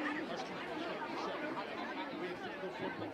Our Blaze Alexander Ford Built Ford Tough Game of the Week has Juniata leading Selinsgrove now 14-10. That game in the third quarter on Eagle 107 and the SBC Sports YouTube channel. At 100.9 the Valley, they're going to be in the Merchants Bowl in the second half. Jersey Shore 42, Hibbsburg nothing. That game at Bucknell tonight. Elsewhere, Southern Columbia pounding Shamokin 29-0 at the half. 38-0. D'Angelo over line Matt at the half. They quickly in the second half. Outside 14, Houston nothing in the third. Halifax 7 in the third. No change there in the Milton-Towanda game. They're still at the half. Mount Carmel 28, Dunmore 14 in the second. Halftime for Bloomsburg and Central Mountain. Bloomsburg leading Central Mountain 28-7.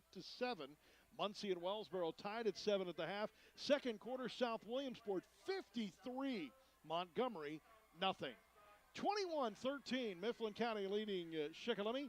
Second half coming up. This is Braves football on News Radio 1070 WKOK and on the WKOK Sports YouTube channel.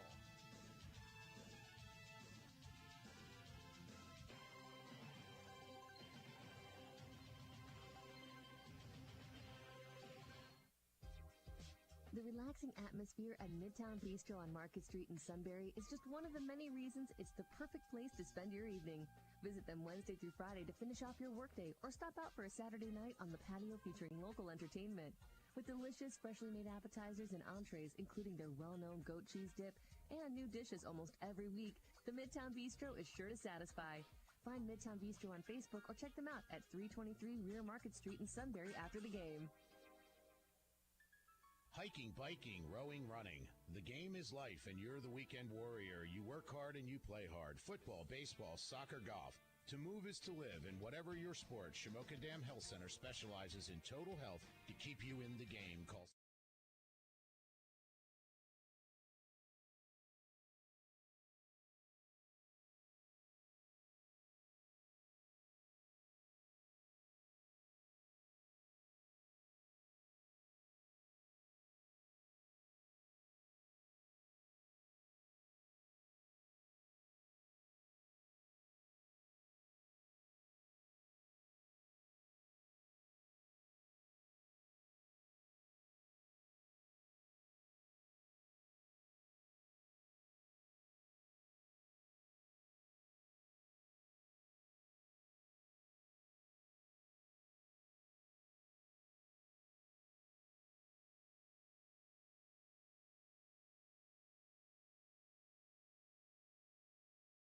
Mark and Troy here from Zimmerman Motors. Make This a Summer event is going on now, and we're celebrating with special pricing for everyone. We have our best new vehicle inventory of the year with more new arriving weekly, and they have been moving fast. Make This a Summer event is all about the freedom to travel anywhere you want in the most versatile brands in the world. We have the vehicle for any family adventure. So come in and see why people have been coming from all over the region to Zimmerman's Chrysler, Dodge, Jeep, Ram in Sunbury and experience what we call the Zimmerman difference. Call 570-988-JEEP or visit us online at ZimmermanJeep.com. Now that I'm buying my first home, the folks at Nori Bank have been incredibly helpful. Anytime I have questions, I've got Brenda. She's just a phone call away. When it comes to my retirement planning, I've got Jarrett. I'm ready to open a savings account for my grandson, and I've got Tim. I've got Robin. I've got Rose. For all of my banking needs, I've got Nori Bank. The right people, the right solutions, the right bank. The Northumberland National Bank. Member FDIC and equal housing lender. With all the great vehicles out there to drive, Lyle's not always going to be in a Bronco. But when he does want a Bronco, he knows to go to blazealexander.com. With over 20 locations across Pennsylvania and thousands of cars to choose from, blazealexander.com is your one place to shop for both sales and service. So let Lyle help you fetch your next vehicle, only at blazealexander.com. It's tough to find a place for lunch or dinner that has something for everybody. Why don't you try something new on Walnut Street in Sunbury, just up the road from Welcome Shikellamy back to Stadium. those of you It's watching on the $3 grill. WKOK There really is Sports something for everybody YouTube on the channel. menu that'll Chief, make what do them the happy. Braves need to do Burgers, here to pizza, get hot things dogs, going in the cold second cuts, half? wraps, sandwiches, even Well, they've got to cauliflower get their pizza. defense Check out in their a Facebook page situation for where daily they can, specials you know, and get find out more about their get the delivery within a 5-mile Mifflin radius. County offense Free off fall the and grill field, and opens Tuesday through that Friday, means 10 they got to 7, to be able to, 11 to 7. Call to do a job in the secondary with the passing 570-917-4588 situation. and make everyone And then happy. they didn't have the ball the whole second quarter. So the thing is, you can't score if your offense doesn't have the ball, and that's been the situation. So I thought that the Braves will be able to move the football. They did it 2 different times, and they just haven't had the opportunity to do so. Stop Lewistown's offense so you can get the ball. Yeah, that's a big task, too. It is a big task. Very much so. And Mifflin County has converted a lot on big 3rd and 4th down plays. I mean, big. One time I think they had 3rd or 4th and 40, and they did it. Unbelievable. It was a long one. No question. 21-13. Mifflin County leading here at the half as both teams go through their warm-ups. Shikellamy to our right, Mifflin County to the left of the field as we view things here tonight. Remember, Mifflin County will receive. Mifflin County's Mitchell Field, the site for tonight's game between the Wildcats and the Shikellamy Braves. In the student section, if you're watching on the WKOK Sports YouTube channel, really making a lot of noise now. It is a very, very big and loud student section. Of course, this is a big school district too, Chief. There are a lot of kids in this school. So do we want to go through all the schools again for the merger? Absolutely, because I know Kishicaquillas is one of them. And Indian Valley. Yep. And Chief Logan. And Lewistown. There we go. And by the way, Lewistown was the last time Shikellamy played out here. It was in the late 90s, I believe. I think it was before the turn of the century. And if I remember right, it was 2011 when the merger happened, and it was well before the merger. Yeah, and I think that's when Ernie Tyler was the head football coach, if I'm not mistaken. And I can tell you one thing. The field, we hit it at the end of September. And by that point, there had already been like 5 or 6 games on this field. And I'll tell you, the field looked like F.Q. Hartman Field in October. There was just big dirt piles in the field, in the middle of the field, and that was about it. Boy, now you're going back. F.Q. Hartman Field. Wow. That was a field.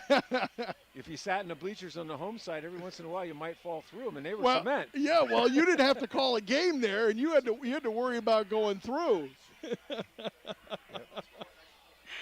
I got my first varsity start at that field, Kevin. So Bill Freeman, who's sitting to your left, knows that field very, very well. Bill. You know, he may have spent a lot. He spent a lot of time there. Well, Bill was coaching the junior 8th or 9th grade when Denny Lynch and I took him up there, and we still played on that field.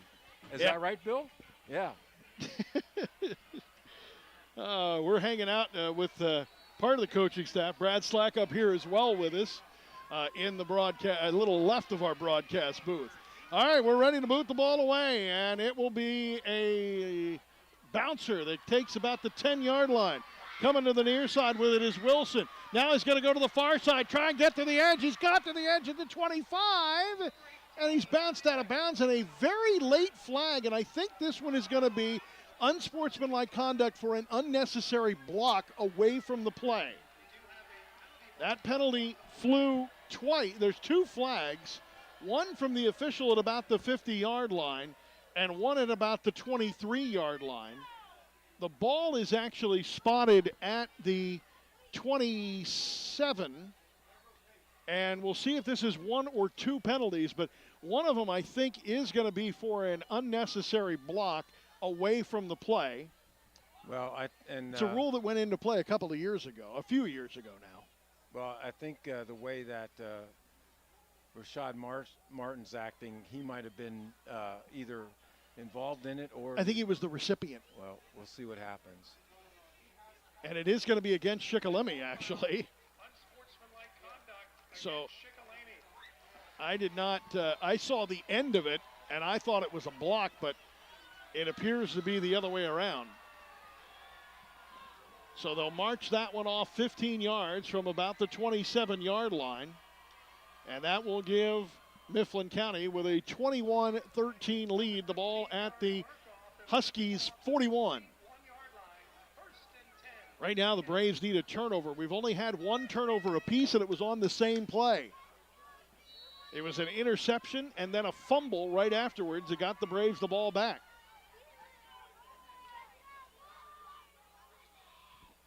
So coming out to the near side, two receivers, including Sheeler.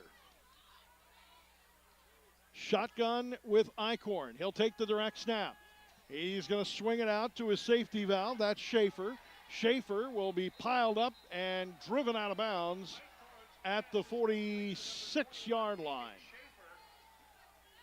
You know, if you could afford one of your defenders to shadow that player that comes out of the backfield, somebody has responsibility for the back out of the backfield, all right?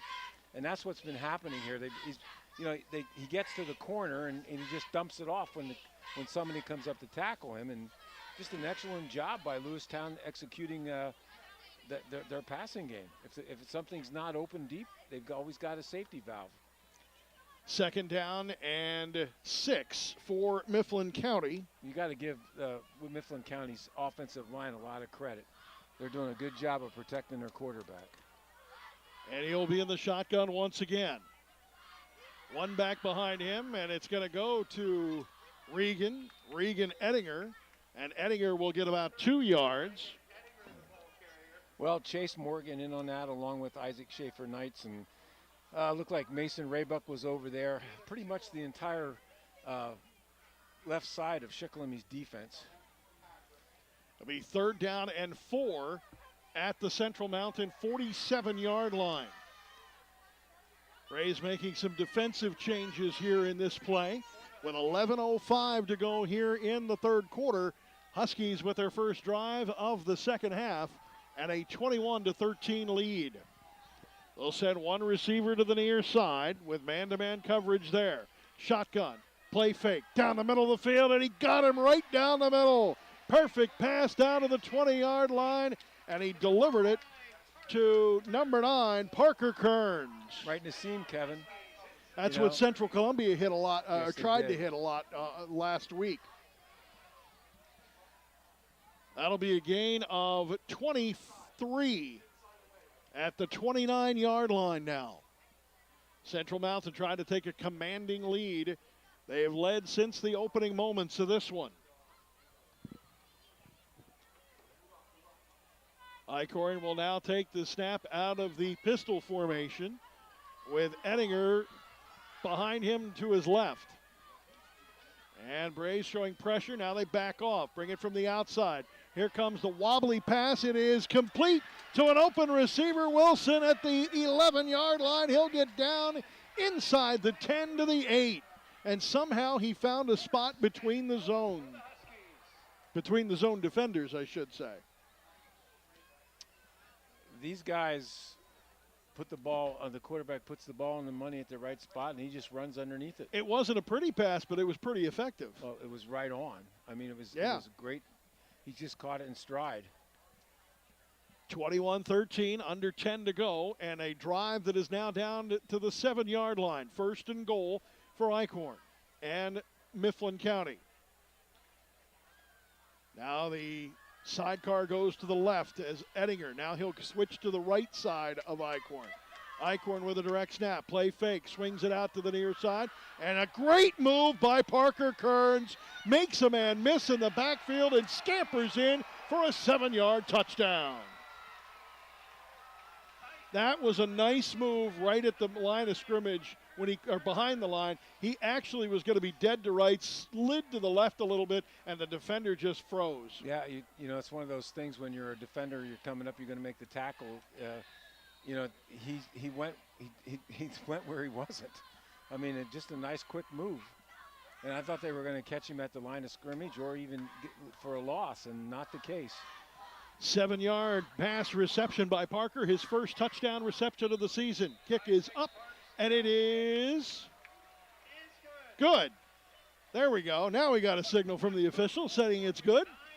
9:30 remaining in this one, 28-13 in favor of Mifflin County. On the opening drive, Mifflin County takes it all the way in with the aid of a 15-yard penalty on the kickoff return. Doesn't matter if it's a three-man rush or if they rush the linebackers. The offensive line for Mifflin County is just doing an excellent job of giving their quarterback a lot of time. And, that's for those passes downfield, it gives them a lot more time to develop, all right? And, of course, that pass down the seam was bang, boom, all right? Just like that. Just drop, boom, and the guy's there.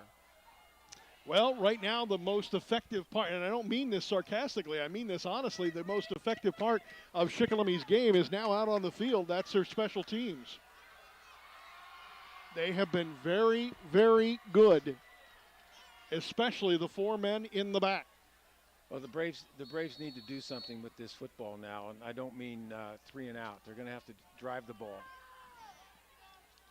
Here comes a kick from Parks Gill. He'll squib it, and it is taken and fallen on at the 37-yard line by Matt Schaefer, and the Braves will take over with good field position at the 37-yard line. I have a feeling you're going to see that for the remainder of the 8 games after You this, may not, Kevin. Yeah, we may not see a ball kick past the 30-yard line from here on out. You're absolutely right.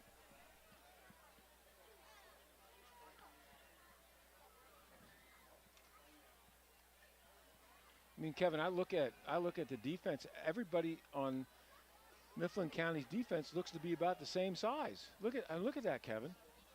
They're all the linemen, the linebackers, the backs. Yeah. All right. They're all about 180. I don't even know if they're 180. Under center now is Raybuck. Don't see that very often.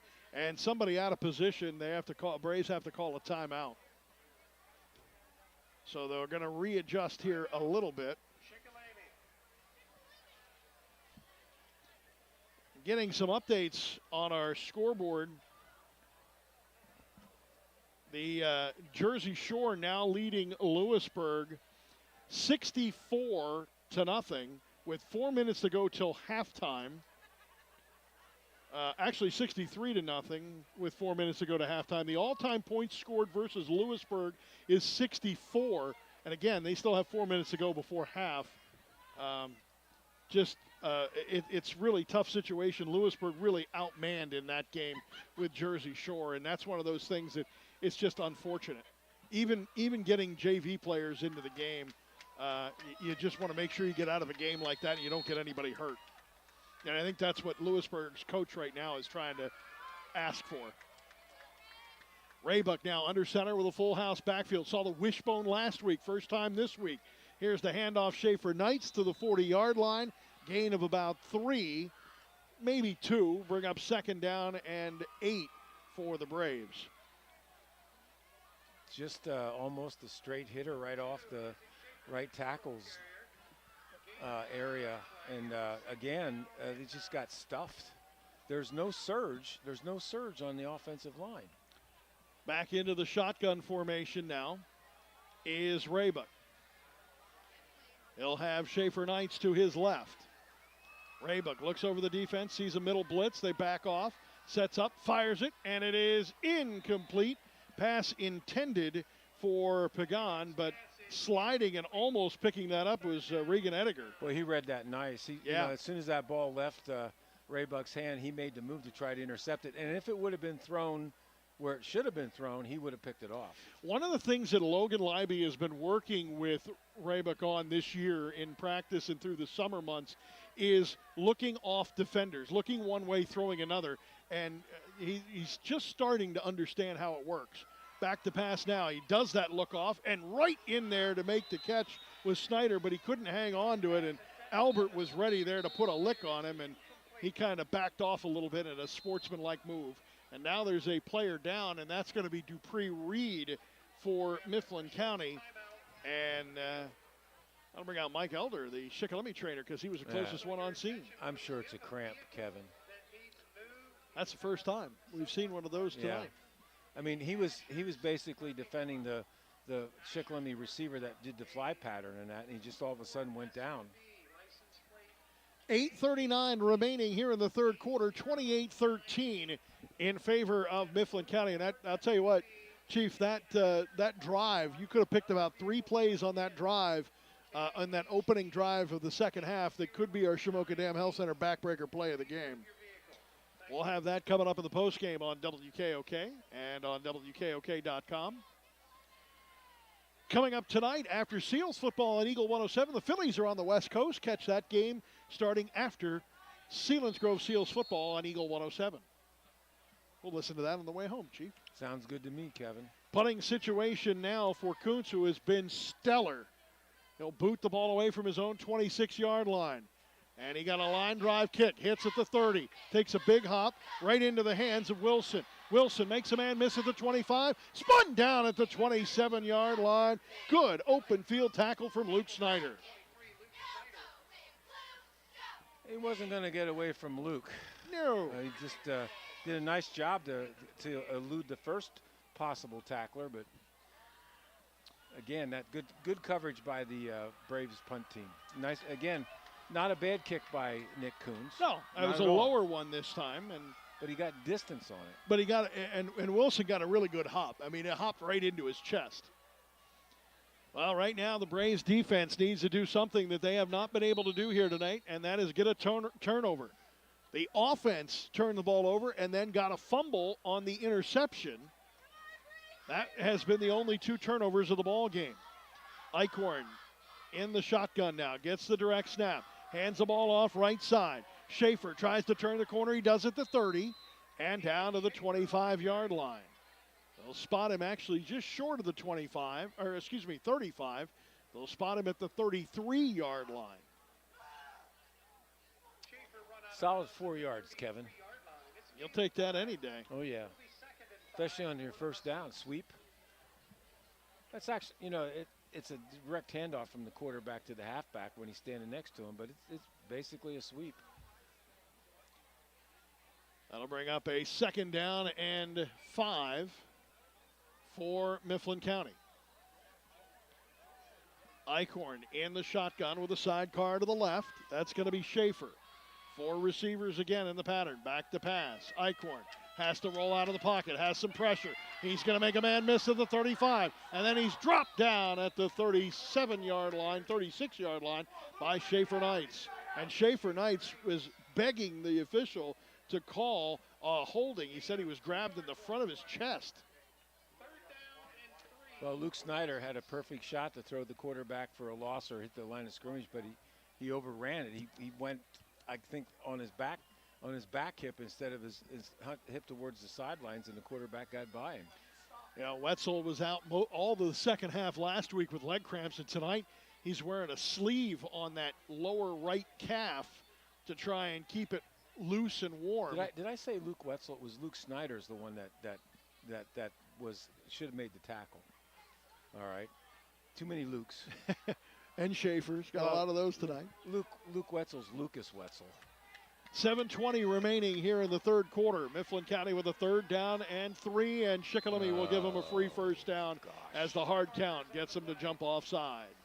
Remember, in high school, you don't have the opportunity to get back onside. Once you break the plane, it is a flag.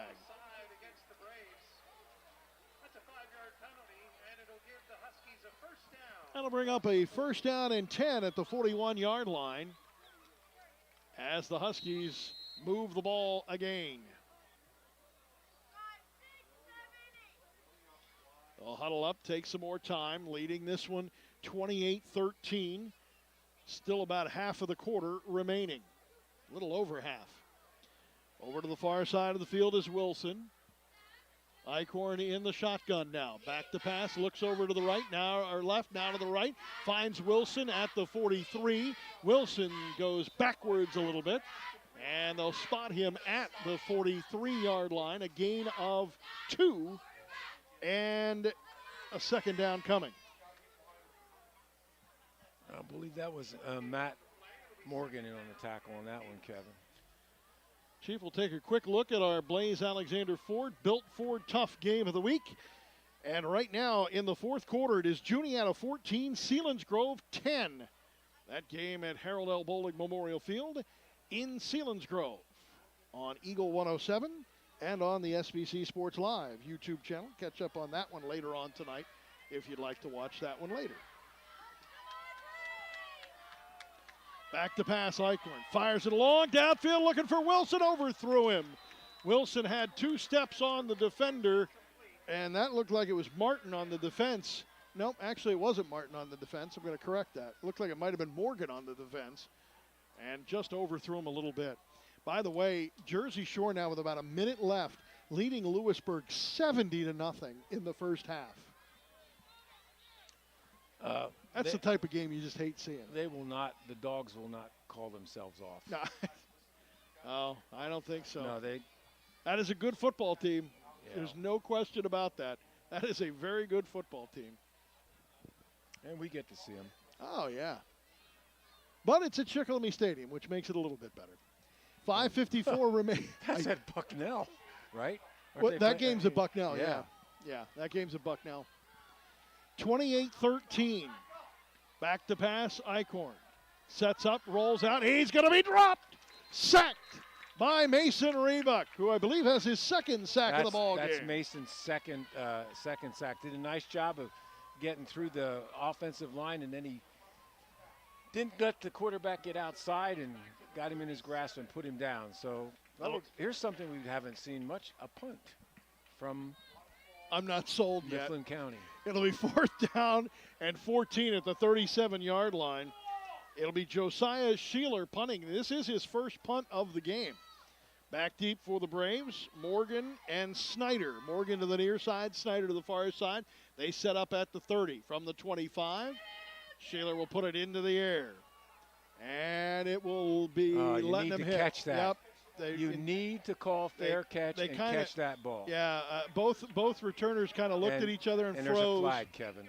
And there is a flag at about the 47-yard line. I can almost guarantee it's probably against the Braves. Shikellamy will have the ball right now at the 27, waiting to see what the call is, and it is a hold against Shikellamy. Or a block in the back, sorry. The official actually turns our opposite direction from where we are, so it's hard to see exactly if it was a hold or not, and it is going to be a block in the back, so it goes against Shikellamy, and that'll march it a little further back with 5 minutes remaining here in the third quarter. And Shikellamy trailing at 28-13, but they did get a defensive stop, Chief. Yeah, they did. I think that might be one of the first of the first of the night. That is the first punt of the night as well. But they'll start with the ball at their own 19-yard line. And, Chief, what did you tell me last week? I'd like to see an 80-yard drive. How about an 81-yard drive this time, Kevin? How about an 81-yard play? Had an 80-yard run from scrimmage right about this same spot 1 week ago. Just a different quarter. Raybuck under center this time. He will play action. Straight drop. Has Wetzel open. No time, and he's sacked. Dropped down by Ettinger. Also there on the tackle is Owen Geip. He never stood a chance, Kevin. No, and he had Wetzel for a second down the middle of the field, but couldn't even find him. Nobody went for the play fake, the play action. And they brought everybody up. They brought all the linebackers up, and the linemen. That's 8 guys, okay, that was rushing. 4 down linemen and 4 linebackers. Loss of 8 will bring up 2nd down and 18 now. And back to the shotgun for Raybuck. Clock winding with 4:20 to go in the third quarter. Braves down 28-13. Here comes Raybuck. Handoff now to Schaefer Knights, and there won't be an 80-plus yard run there. He's going to be snowed under at the 10-yard line. He'll get about a yard, if that. That'll bring up 3rd down and 18 once again. Have to get down to about the 27-yard line for a 1st down. 1 receiver, actually 2 receivers far side, with the slot receiver being Snyder. 1 receiver to the near side, and that one is going to be Packer. Back to pass. Right down the middle. Now he looks it off, and he's sacked once again. And this time it is again going to be number 32, Regan Ettinger, the 5'10", 170 senior, will drop Raybuck down to the 3-yard line. You know, their defensive linemen aren't going and just running through people. They're taking slants and they're gapping. They're getting around people because we don't move our feet. Yeah, it's definitely a gap rush, pinch, slant, whatever. They're shooting all the gaps and making it through. And now with his heels on his own end line, Nick Coons, who's going to have to be very careful The snaps have been high. If he hops out, it's going to be a 2-point safety or worse. Good snap. Angles it to the near side. Oh, he got off another dandy. That one's going to be at the 40-yard line, but running it back is Wilson. Wilson to the 30, and he is dropped at the 25-yard line. Good return, but again, a 45-yard punt. Can't ask for much more than that from your punter. Nick Coons, if we were going to give a most valuable player award on Shikellamy's team tonight, it'd probably be Nick. Well, here's the thing. If you punt the ball from your own end zone in college, you're more than happy to see the ball hit the 50-yard line. In the NFL, the 45 on the other side. In high school, if you're hitting the 40-yard line, you got a good punt, and he was beyond the 40-yard line on his side of the field. Yeah, it's a good 50-yard punt, I would say, Kevin. I think it actually goes because the ball was spotted about the 2-yard line. It'll be 43. Yeah, but he punted 43 on the punt. He punted it from 10 yards back. Yeah. Now, the net's going to be shorter because of the run back. But speaking of the run, on the right side, there he goes. Deacon Schaefer into the end zone. He broke 3 tackles and went 25 yards for the touchdown. And that might be the Shamokin Dam Health Center backbreaker play of the game. 25 yards on the touchdown run with 2:35 remaining here in the third quarter, and the Huskies are thinking 2-0.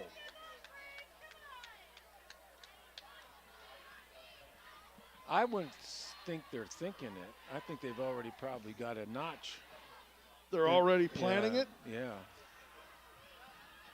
Parks Gill ready to kick the extra point. Long count, good snap, sets down. The kick is up, and it is good. 2:35 remaining here in the third quarter with Mifflin County leading at 35-13. Next opponent for the Braves will be Central Mountain, and you have to think, Chief, Central Mountain played Mifflin County quite well. They did not throw the ball, I don't think, as much as they have tonight. Mifflin County. No, not at all. So I think you have to look at that and say maybe Central Mountain and Shikellamy are going to be a decent matchup next Friday night up north in Mill Hall? In the Mill Hall region. Yeah, I would think so. That the Braves they haven't had an answer for anything. The Mill Hall Metroplex. Yeah, we get to sit up on top. Al fresca. Yeah. Football al fresco. Yeah, it'll probably be. Don't say it. No, I won't. Don't say the R word. Do not say the R word for next week. I already called AccuWeather and I said I don't care what happens. You've got to make it not happen. I don't care how you do it, but it can't R word. No wetness. And that is a knuckleball taken by Snyder on the left side. Breaks a couple of tackles to the middle of the field to the 40, to the 43-yard line. And Luke Snyder, who caught a knuckleball, gets it to the 43, and the Braves will take over 1st and 10. Right now, the offense needs something positive in this one. Well, the whole if team, nothing else. The whole team needs a jolt here. Good they point. need something, Yeah. something to get them, motivated again. The offense will come to the near side. Coach Leiby, Coach Schaefer there. Two good, by the way, not that there's anybody at this coaching staff that isn't good, but those were 2 good additions. They're not too far out of the players' ages, so they can, really relate to the players. And I think they've really had a positive impact, those 2 guys, on this team. And you see them out of practice. They're doing workouts with them. They're running routes, throwing the ball right alongside. Braves offense now coming out right to the ball with 5 seconds to go. Under center, Raybuck. He'll get the snap off. Come back to pass. Looking long downfield. He's got Martin. Martin one-handed. No! Martin misread that one just a little bit.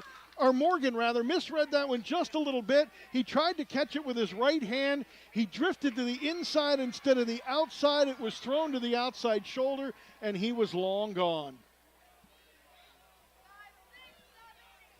Wow. I know, Kevin. Morgan had the opportunity. That play was right there for them. Raybuck now with it. And the direct snap from shotgun. Pressure coming from the outside. He's going to have to get rid of it. He does. And Snyder is the guy coming back, but he catches it for a loss of 2. And he exchanges pleasantries with Wilson. Says, hey, how's the school year going for you? Wilson says, fine. Hope things are going well for you. 35-13 with 2:08 remaining here in the third quarter. Mifflin County leading Shikellamy with a 3rd down and 11 from the Shikellamy 43-yard line, moving left to right here in the third quarter. Shotgun formation. Back to pass. Raybuck, pressure's coming. He makes a man miss. Can't make the second man miss. Sacked from behind. Avery Arend from the sophomore with the sack. And that'll bring up a 4th down and another punting situation for the Braves. This is very, I keep saying this, it's like watching Jersey Shore's defense. I mean, swarming. Yeah, and well, this is a team that hasn't had confidence in a couple of years. They got a big win last week, and now loads of confidence. Selinsgrove took the lead with 1:30 left, 17-14 in our Blaise Alexander Ford Built Ford Tough Game of the Week over Juniata. Low snap, controlled, and another beauty from Kuntz. Fair catch called for and taken at the 26-yard line by Wilson, and Isaac Wilson pounding his helmet there saying, why did I fair catch that one? Probably not a bad idea. It was a good idea. It really was. I mean, the ball, he had people coming down on him pretty hard. 17-14, Selinsgrove leading Juniata. That game in the fourth quarter, as we mentioned earlier. Here in the third, 35-13, Mifflin County leading Shikellamy. Mifflin County with the football, trying to get their student section behind them pumped up. And they haven't had a whole lot to cheer about. That's why you got a full house tonight for the home opener.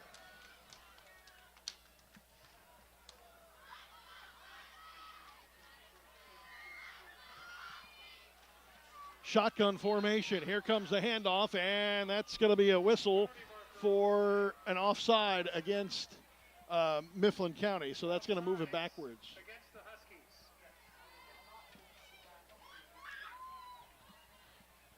So the Huskies will march that one 5 yards further back. So at the 30-yard line, they'll spot it now at the, actually just before the 30-yard line where they started that one. It'll be at the 24-yard line. Yeah, right inside the 25-yard line.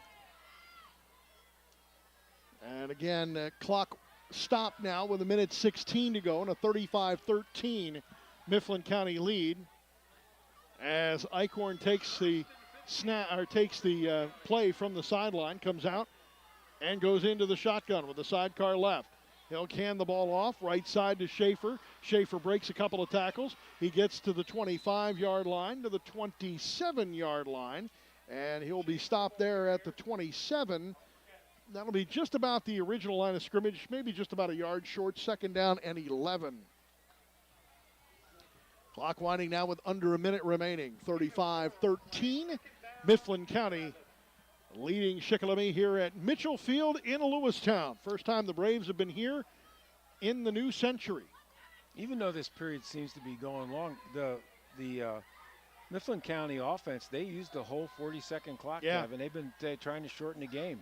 Right now they have 6 on the play clock, and they have to send receivers out with 3, 2, and just get it off. Handoff right up the middle. Not much running room there for Schaefer. He's piled up. He got to the line of scrimmage, and that will be about it. And that will be about it for the third quarter play. Final stanza on the way as Mifflin County leads Shikellamy 35-13 here on News Radio 1070 WKOK and online with the Sunbury Broadcasting Corporation app and SBC Sports YouTube channel. The Sunbury Motor Company. Austin Martin, Kia Elite Sales Consultant, Maranatha Christian School. Amber Wren, Certified Hyundai and Lincoln Sales Consultant, Selinsgrove Area High School. Ian Chikuski, Certified Ford Sales Professional, Mount Carmel and Shamokin area. Christopher Stengline, Ford Certified Sales Consultant, Selinsgrove Area High School. Tom Mertz, 4th generation owner, Sunbury Motor Company, Shikellamy High School. A tradition of trust since 1915.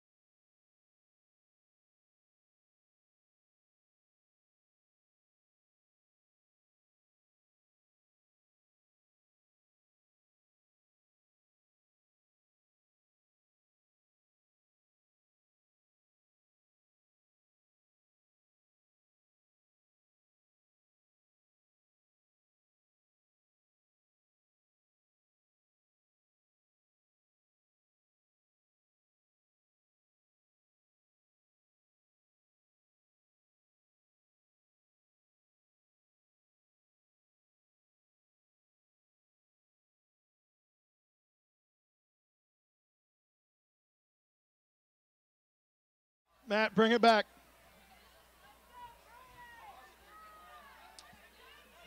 Oh. And Should we're have back been here on intercepted. WKOK Sports YouTube channel.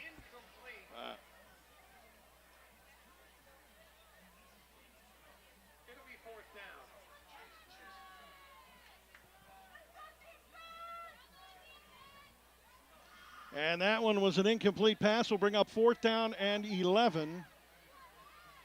With 11:54 remaining here in this one, Shikellamy will have the ball here in just a moment.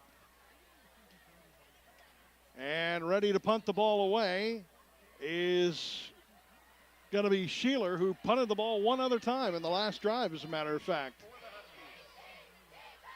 Here comes the punt. Line drive punt.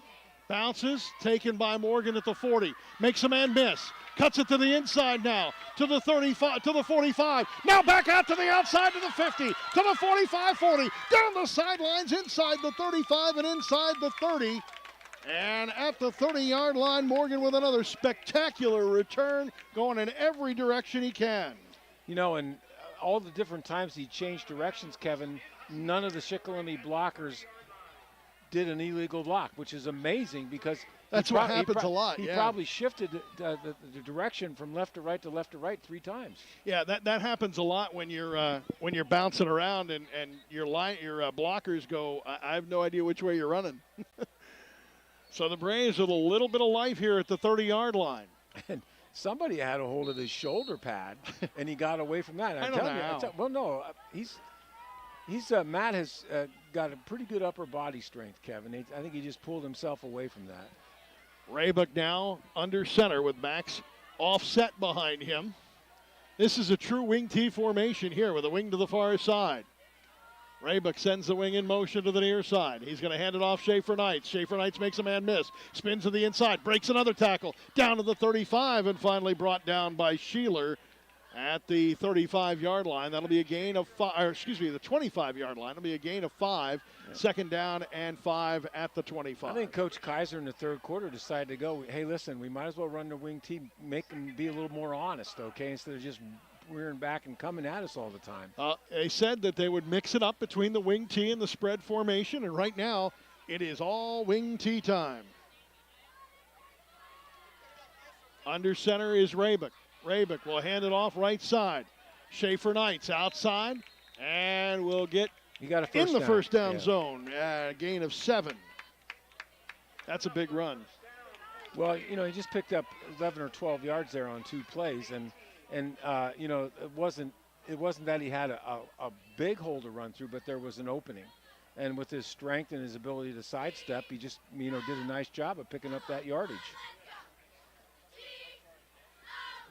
So the clock winding now with 10:35 to go. The Braves try to put some more points on the board, trailing at 35-13.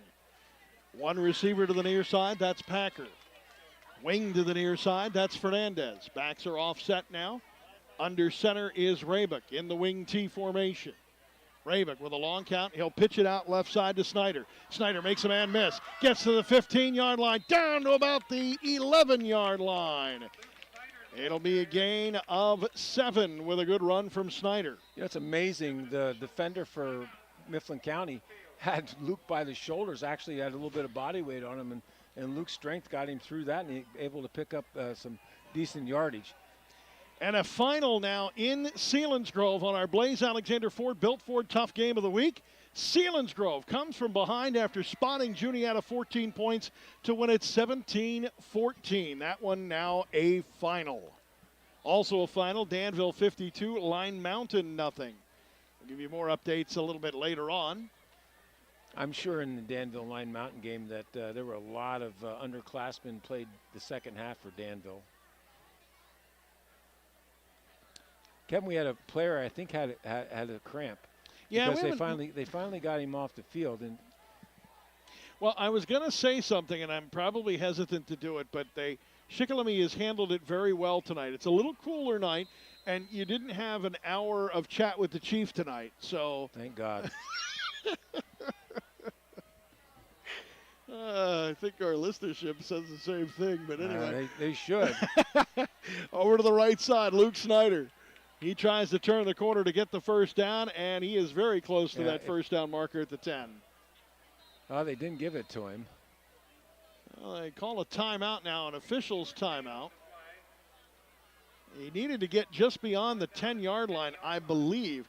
Now, the chain gang has the chains well off the sideline, so it's really tough to see exactly how far they have to go. It looks like it'll be 3rd down and maybe 2 at the 10-yard line. It looks like they might have to get to the 9 or the 8. But again, those chains are pretty far off the sidelines, not on the edge whatsoever.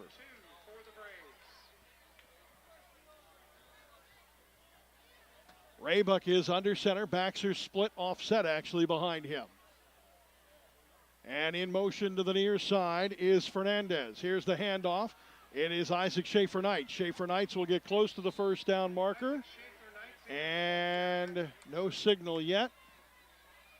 The officials all kind of look at each other, and I think they have not changed the down marker either. And again, a tough angle for us to see. Looks like he might have picked up a yard. It'll be 4th down and about 1. Now Turber comes off limping, Kevin, at guard.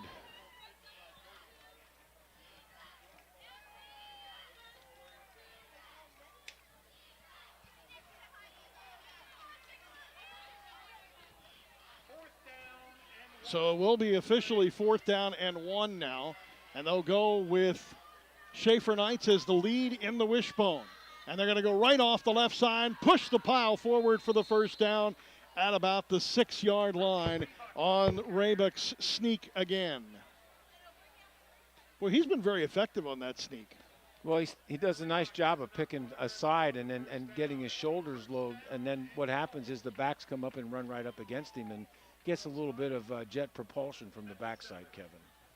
Jet propulsion from the laboratory in California? Yes. You know, they're going to be watching tomorrow because NASA's supposed to send that rocket up, the one that's supposed to orbit the moon. Oh, come on. That was a really good tie-in. I brought that right in. I'm just letting everybody out in radio land absorb that. Raybuck now under center again. Play action, rolling out to the far side. Fires it, incomplete. Reading that one really well was Wilson. Pass was intended for, I believe, number 4, Ethan Turber. You know, they've done an excellent job, except maybe for 1 or 2 passes of defending Shikellamy pass offense too. Yeah. I mean, he came out of inside, probably in an inside linebacker spot, and as soon as he saw Brady put his arm back, he stepped into that position. And if he'd caught that, it'd have been 6 the other way. It'd have been 6 in the other direction. Yep. Raybuck now under center. Backs are split and offset. Raybuck looks over the defense in the wing T formation, trying to get into the end zone one more time. Here's the counter. Left side, Snyder rolled under at the 9-yard line, and he'll actually lose maybe a yard to the 8 as the clock winds with 7:23 to go and a 35-13 Mifflin County lead. And the Braves will be looking at a 3rd down and goal from the 8. There's no way that this is not 4-down territory right now for Shikellamy. And, you know, the last time that Brody took the ball and he rolled out like he could have ran the ball, they had a defender that was targeting him or watching him, because that's why Brody had to pull up and try to make that pass. Raybuck now under center. And whistles timeout. For a timeout by Shikellamy, as I believe the play clock was winding down. That will give us an opportunity to take a look at the scoreboard once again. As we mentioned earlier, on 100.9 The Valley, getting a late start because the game was at Bucknell, and all games at Bucknell for Lewisburg on the home game start at 7:30. Jersey Shore 70, Lewisburg nothing at the half. Last check, Southern Columbia was breezing past Shamokin 43-0 in the 3rd. We mentioned Danville, a 52-0 win over Line Mountain, that a final. Loyalsock 20, Hughesville nothing in the 4th. Midwest 48, Halifax 14 in the 4th. Milton now coming back 21-7, leading Towanda on the road in the 4th. Troy 28 and Montoursville 7 in the fourth. Mifflinburg 41, Central Columbia nothing in the fourth. Bloomsburg 35, Central Mountain 19. That game in the fourth, of course, both those teams on Shikellamy's schedule this year. Central Mountain 1 week from tonight in the metropolis of Mill Hall. Kevin, Milton's not winning that game. They're losing, aren't they, 21-7? No, we have it as 21-7, Milton winning it now. Wow. I thought it was 21-0. I think it was 7-0 the last time we looked at it with Troy, but yeah, or it got adjusted. I honestly don't remember, Chief. Raybuck under center now with 6:46 to go. A third down and goal at the 8. Schaefer Knight shifts. The pitch goes now to Snyder. Snyder has a man in the backfield and lots of black shirts in the backfield, and he's going to go nowhere. He's going to lose a few yards now, back inside the 10, maybe right at the 10-yard line, and it'll be fourth down and goal from about the 10.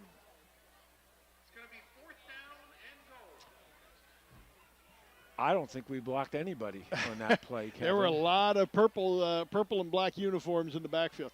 By the way, this is one of the strangest combinations. White numerals, black jerseys, purple pants. It is strange. I know that's the school colors. It's just weird.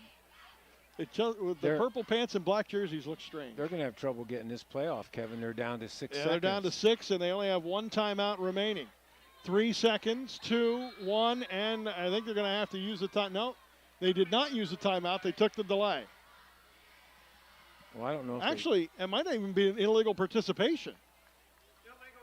Yeah, they had too many men on the field. So they'll take advantage of the timeout now and bring Raybuck to the sidelines with the penalty. So even if they would have taken a timeout, it may not have mattered. 5:52 remaining in this one. Fourth down and goal at the 14 now. There's no timeout, Kevin. They started the 25-second clock. No, I shouldn't have said timeout. They'll use the stoppage is what I meant to say. Well, they're going to get out there. It's going to be down to 10 seconds, and they're not going to get this one off. Yeah, they really took a long time on the sidelines getting it in there. And 6 5 seconds. 3, 2, they're lined up. 1, and they're not going to get it off. Actually, they had a delay and got away with it. Here comes the sideline, the pass to the near side to Turber, and it goes incomplete. It'll be a turnover on downs. The Braves did get a free play on that one, as the officials did not see the clock went to 0 either. But that will be a turnover on downs, and with 5:21 to go in this one, Mifflin County will have a chance to just run out the clock. As getting up slowly after that is Parker Kearns, the linebacker for Mifflin County. I don't know. I think Mifflin County might want to put another one in the end zone. I think you, at this point, at 35-13, 5:21 to go, I might try and put in some players that don't normally get into the game right now and take advantage of an opportunity to rest everybody for the rest of the year. The rest of the year? I mean, I meant for the rest of the game to be ready for the rest of the year. Okay. See if Logan Parks comes in at quarterback this time. He would be the nope.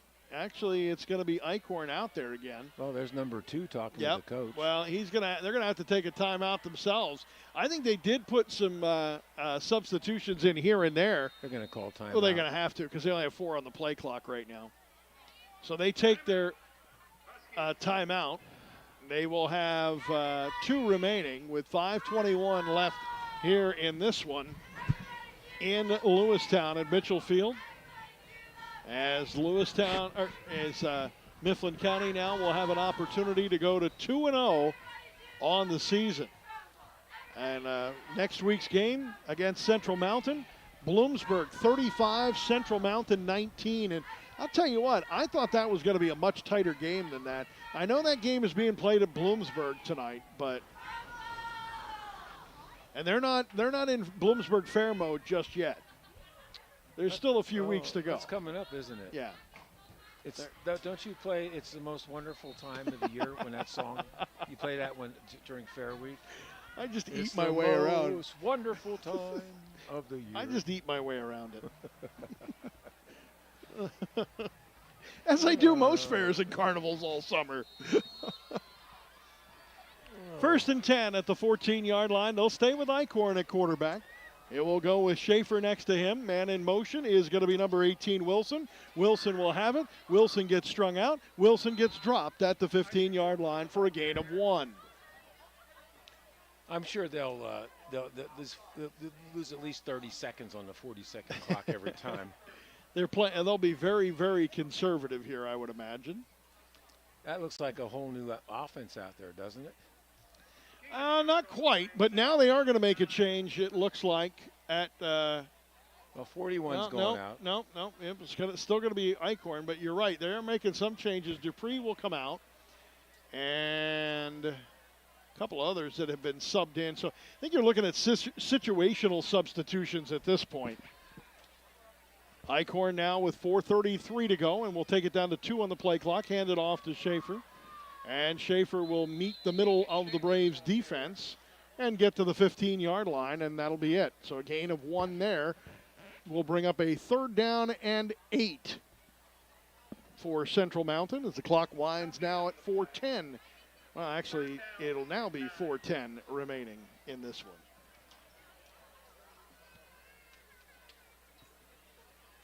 Shikellamy looking to find some offensive movement, they did put some points on the board here tonight. And by the way, last week, the 27 points for the Braves, second most in the last 2 years. Really? But they've played well at home in the last couple of years. Back to pass Eichhorn. He's going to run up. He's going to fire it really close to the line of scrimmage and put it right on the money as he hits Wilson on the sideline at about the 32-yard line. He just barely got rid of that ball before he crossed the line of scrimmage. Kevin, how do you, when you play a 3-man down lineman on defense and you've got 5 linebackers, how do you run contain? Some teams must do it. The Braves have had trouble doing it. I mean, he got outside and he did. He definitely, and they have found the seam. Actually, it's Wilson himself that has found the seam all night tonight. He has made some big time catches and run some really good routes. Here comes the snap. Eichhorn will hand the ball off, and Schaefer will go nowhere. Boy, he got met as soon as the ball came into his hands. And the first one there was Ethan Turber-Ortiz. Clock winding with 3:19 now and counting. And the Shikellamy defense that has been out there an awful lot in that second quarter is a lot of hands on hips at this point. Braves a small team in the first place, too. That means a lot of guys playing Ironman football. Back to pass Eichhorn, throws it down, complete pass to Kearns. Kearns, another receiver that's had a good night tonight. He's going to get close to the first down. They're going to spot him with forward progress to the 45-yard line, and that'll be a gain of 14. And that'll move the chains once again. I'm sure tomorrow when I look in the paper and I see the statistics, the yardage, the first downs, passing and running, that the Braves are going to be really, really outnumbered, whatever. Outgained and everything. Last week it wasn't as, decisively different as it will be this time around, no question. Eichhorn now is the quarterback in the shotgun. The lone back with him is Schaefer. They've gone with one back sets all night. This one a double tight set. And the handoff goes to Eichhorn. Eichhorn off tackle across the 45 to the 49-yard line. That'll be 5 yards, Schaefer rather, off tackle there. And the clock will wind under 2 minutes remaining with Mifflin County leading this one 35-13 and a student section that is waiting once again to celebrate, and this time be able to celebrate a home win, which they have not done in quite some time here at Mitchell Field. Shikellamy will be on the road next week at Central Mountain. We'll have coverage for you on WKOK at 6:30. WKOK's sports YouTube channel just before kickoff, about 6:55, 7 o'clock. You want to make sure you tune in. And off again, straight up the gut, big running room there for Schaefer. Schaefer to the outside. Schaefer will get to the end zone and be just a yard short a touchdown-saving shoestring tackle after Schaefer races it 50 yards. Well, first of all, to be able to have that much speed coming through the line at that particular time, there had to be a heck of a hole there. Oh, my. And you know, that, again, good job by the offensive line of Mifflin County. Wow. He's as fast as Morgan. Yeah, he's pretty close. Although the difference was he got caught from behind. Morgan did not. And there is a sideline warning that'll go against Mifflin County that will not result in points. You mean penalty or yards? Penalty yards, rather. And let's pause 10 seconds now for station identification. This is Shikellamy Braves football.